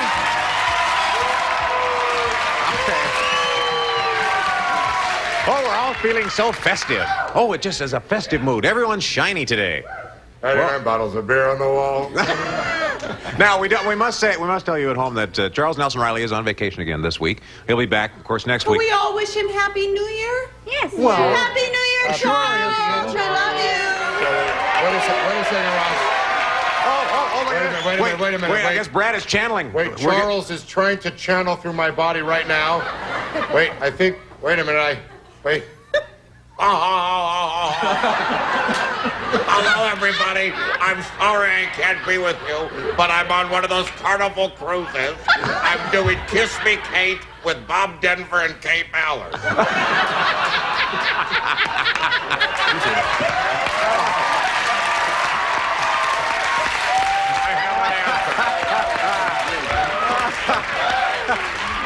That's wonderful. That's wonderful.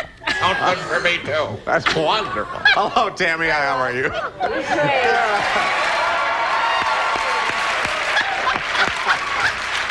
Well, you did a fine job on our program. You have $12,100 so far. Eric, how are you? Hi, how you doing? Good to see you on the show. Now, tell us about yourself. My name's Eric Abramson. I'm from Portland, Maine originally, and I'm a bartender. And you're a bartender? Yes. Oh. Well, there's a good chance you're the last man to see Charles Nelson Riley. Now stop it. This is all in good holiday cheer. That's right. You've seen the Match Game, haven't you? Oh, yeah. Ready to play? Yes, sir. All right. The object here is to correctly match with the stars. And the one who collects the most at the end of the game will go on to play Super Match for a shot at 10,000. Tammy, you're the champ. A or B? I'm going to go with A, please. Okay. Oh, it's so quiet. We're ready. Why did it get so quiet in here? I got my It's a big moment. We're waiting for the countdown. Where's the ball going to Oh, it's already gone. Guy Lombardo. All right. The hospital patient said, Nurse Natalie is really mean. How mean is she? Before she gave me my blank, she put it in the freezer.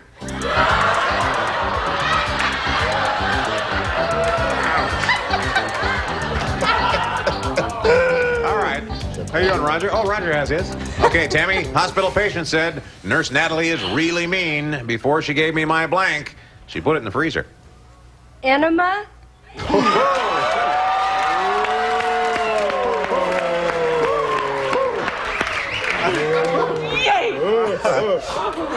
my. That'd wake you up for surgery, wouldn't it? All right, Bruce. I gotta say one thing, because Brad's the impressionist here. No. I only do one impression. You do an impression? One impression. This is an algae eater.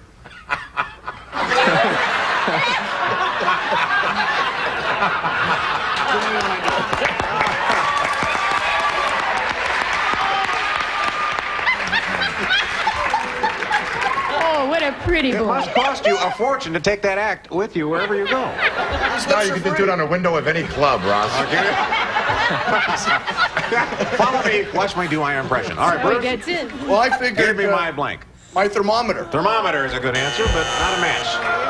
It's a good match. Vicky? That's not that. This is mean. I mean, that is mean. The Anna. Is that how it's spelled? I don't know how What it's are you spelled. telling me that I Yes. spelled it No, I'm not. incorrectly? I've never had to- Miss Spelling Bee champ from the 6th grade? Oh, well, then you know how to spell. Testy is. Don't put Yes. it there. Well, I don't know where you went to school, but I think enema would stump just about any sixth grader. I don't know about that. All right, Brad, what'd you have? I said bedpan. Bedpan. Oh, a frozen bedpan, Edie. Okay. Before she gave me my blank, she put it in the freezer. Well, you know, I had a little trouble with this because I didn't want to start out the year with a new low, but I obviously have because I got the right answer. Yep.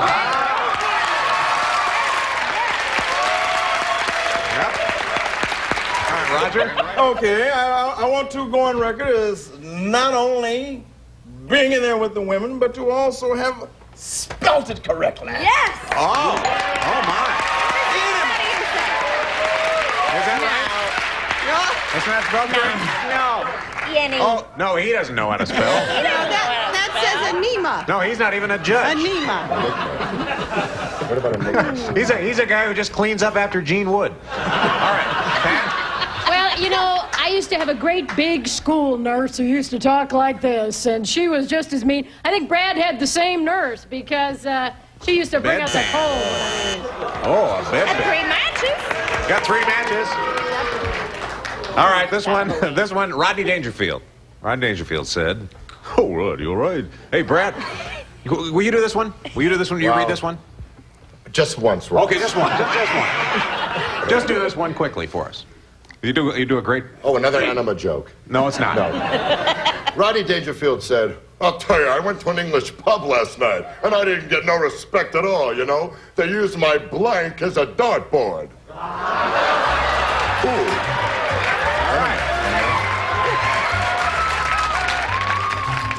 Good for you, Pat. New on the show, and you get him in there quick. Not right. Quick. All right, here we go. Roger's got his. Eric, Rodney Dangerfield said, I went to an English pub last night, and I don't get no respect at all. They use my face as a dartboard. Face as a dartboard. Bruce? Oh, my gosh. Face. Use my face as a dartboard. Vicky. Well, I haven't seen all of them, but his face is round and funny, so I See, look at that. Great. Match it up, Brad. Well, this is Rodney's face. His behind. Yeah, okay. So like 2 for 2, 2 for 2. Use Fetche. Use my face as a dartboard. Roger? Well, with the theme of where to put the frozen enema, I came up with behind. And you said behind also. How about you, Pat? Well, you know, the thing of it is, it sort of looks like a bullseye anyway. I said face. Face. All right. There it is. 200 to 150, and we'll take a break and be right back, folks. Here we go. End of the first round. Score for our champ, Tammy, is 150. Eric, you have 200. But now it's time to play matchup. This is where you can build up your score by playing against the clock. You're trailing right now, Tammy, so we'll start with you. You can play with anybody. Who will it be? I'd like to play with Vicky, please. All right.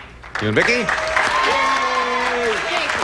right, right, we'll show you a series of matchups. You take the one that you think is the best answer, and every time the two of you agree, you get $50. All right, let's put 30 seconds on our clock. Ready? Go. The big blank. The big easy, the big apple. The Big Apple. Match. Milk blank. Milkshake, milk of magnesia. Milkshake. Match. Fall blank. Fall guy, fall fashions. Fall Guy. Match. Foster blank. Foster home, Foster Brooks. Foster Home. Match. Hush blank. Hush money, hush puppy. Hush Puppy. Match. Life blank. Life cereal, lifeguard. Life Cereal. No match. Night blank. Night watchman, nightcap. Out of time in 5 minutes.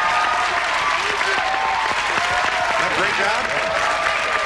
Your turn, Eric. I like to start. I'm going to play with Roger. Oh, you're going to go with Roger, okay. All right, $50 per match. All right, put 30 seconds on our clock. There we go. Ready? Go. Beef blank. Beef cake, beef jerky. Beef jerky. No match. Touch blank. Touchdown, touch and go. Touchdown. Match. Wheat blank. Wheat thin, wheat germ. Wheat thin. Match. Montgomery blank. Montgomery Ward, Montgomery Clift. Montgomery Ward. Match. Roman blank. Roman candle, Roman Polanski. Roman candle. Match. Behind the blank. Behind the times, behind the 8 ball. Behind the times. Match. Bitter blank. Ooh-hoo. What a very close game. 400 to 450. We'll be right back after these words. Stay with us.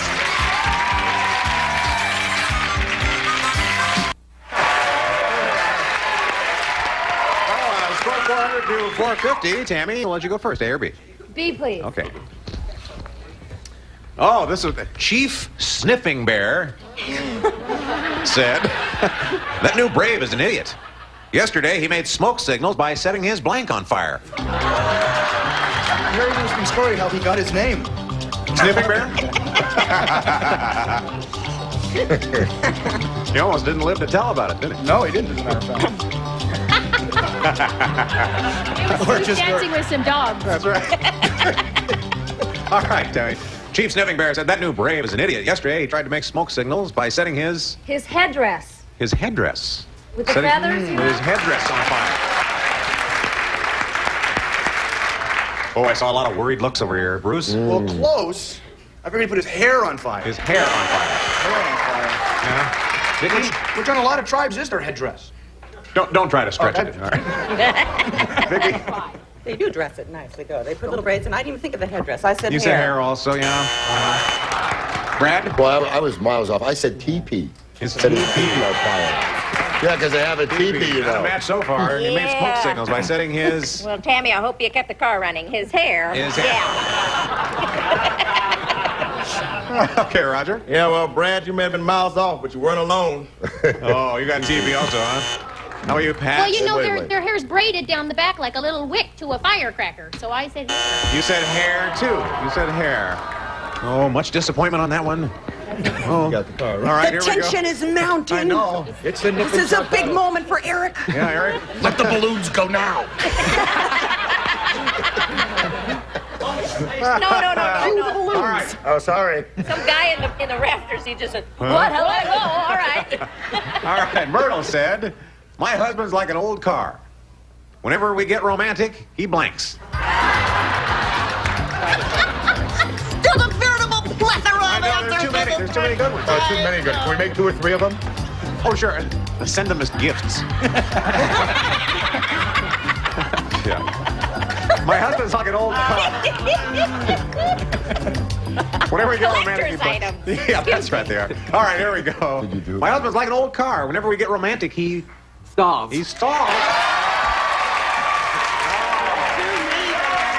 That's a good one, Eric. That's a good one. Bruce? Well, if this were the Thesaurus show, this might be good.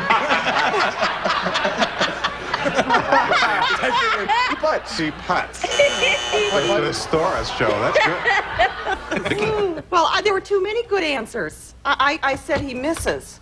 He misses. He misses. Yeah. Ooh, that's a clever one. Brad? Stalls.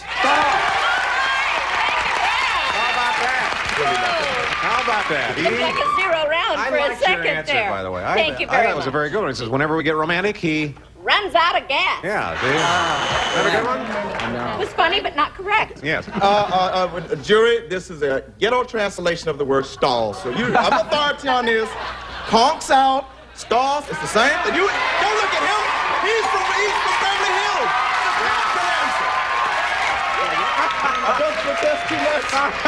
Did you see that's the way to bully the judges into an answer. Well, now, wait a minute. Are we able to use our neighborhood slang term for that? Yeah. Fetches out. It just fetches out. It's a six-a-car. I guess I was. It fetches out. I guess I was hoping and praying in the later years because my husband, I hope he revs his engine. Please, honey. He revs his engine. Hold on. We got a couple of matches, though. Got a couple of matches here in the lead right now. There, Eric, 550 to 400, but now it's time for final matchup. Whoever is ahead at the end of this round wins the game and a chance to play for a possible 10,000. So, Tammy, you're trailing at this point. Who do you want to play with? Edie. Hi, Okay. Tammy. Yes, let's You do and it. Edie. All right, this time matchups are worth 100 instead of 50, and you get 45 seconds instead of 30. Get as many as you can, but you have to get at least 550 to stay in the game. Ready? Go. Blank hand. Helping hand, second hand. Second hand. No match. Blank treat. Dutch treat, trick or treat. Dutch treat. No match. Blank puck. Hockey puck, Wolfgang puck. Hockey puck. Match. Blank oil.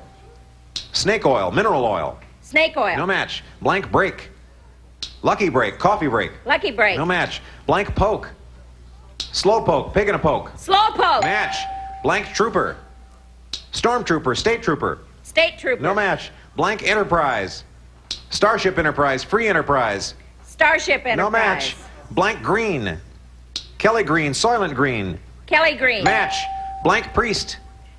Parish priest, Judas priest. Ooh. Well, 3 matches. We got 3 matches. Eric? Brad, please. All right. It's you and Brad? Okay. All right. Let me spell this out for you, Eric. You have 45 seconds to get 2 correct to win the game. If you don't... Please keep it down. That's right. There's a lot of pressure on Brad. Ready? We'll put 45 seconds on our clock. Go. Blank robbery. Armed robbery, highway robbery. Armed robbery. Match. Blank shade. Evening shade, lamp shade. Evening shade. No match. Blank pit. Peach pit, gravel pit. Peach pit. Match and win.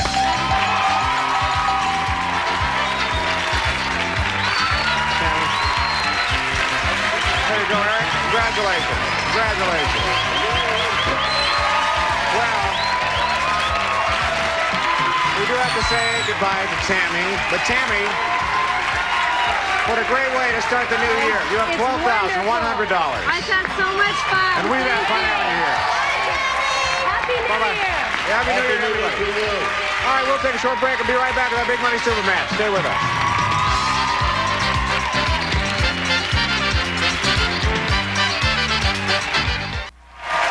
We got in there pretty easy. All right, well, that part over with. Now we'll go on to the Big Money Super Match. You can win over $10,000. Now we'll start with an audience match. Recently, we polled a studio audience and got their best response to this, Eric. Swan blank. Now, if you can guess the most popular answer, you get $500. Second most popular answer is worth $300. Third best answer is worth $200. Of course, you can get some help here from 3 of our stars. Freeze?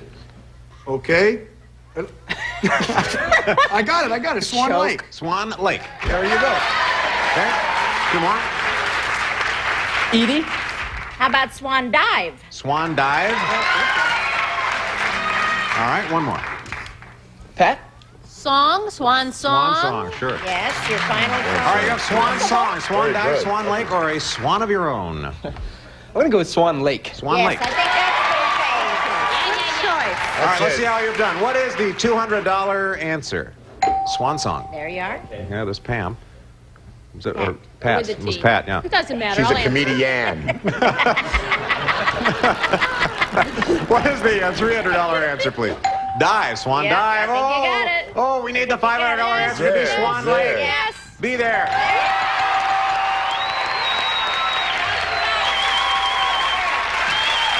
Okay, $500.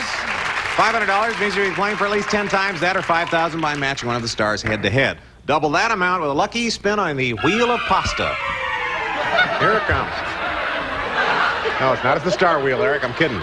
Here's the... Here's the pointer. It's not really made out of pasta. No, it's not pasta at all. Here I am getting all hungry. Yeah, all right, give it a spin. Let us know who you're going to play with here.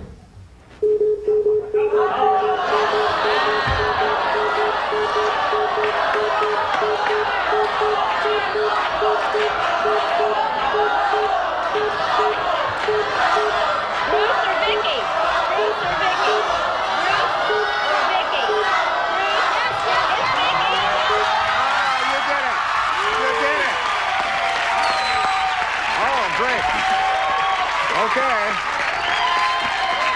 It landed on Vicky. You're going to be playing for $10,000. To win the money, you have to get an exact match. You ready? Yeah. All right, turn and face me. Vicky, please write down your answer to this. Blank law. Blank law.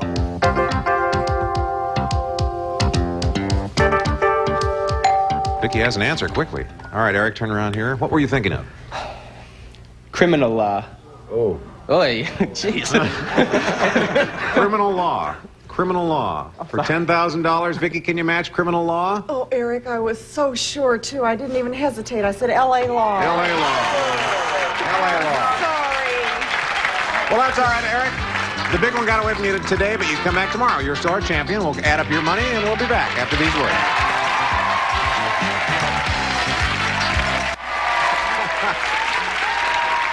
So you're just getting started. It's all right. You have $1,250, and you're coming back on the next show. Right.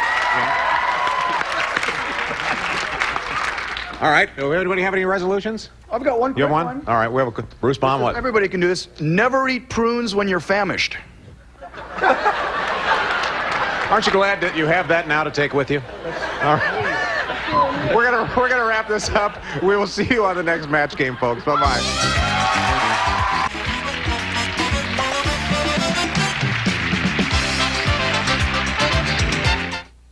Cliff's and D's. Did you get 3 whammies or 4? In all the excitement, we kind of lost track ourselves. But seeing as how a whammy can wipe out all your earnings with a press of a button, and 4 whammies knocks you clear out of the game, you may be asking yourself a question. Do I feel lucky? Well, do ya, Cliff? Press your luck. Coming up next, only on Game Show Network. Go ahead, press it.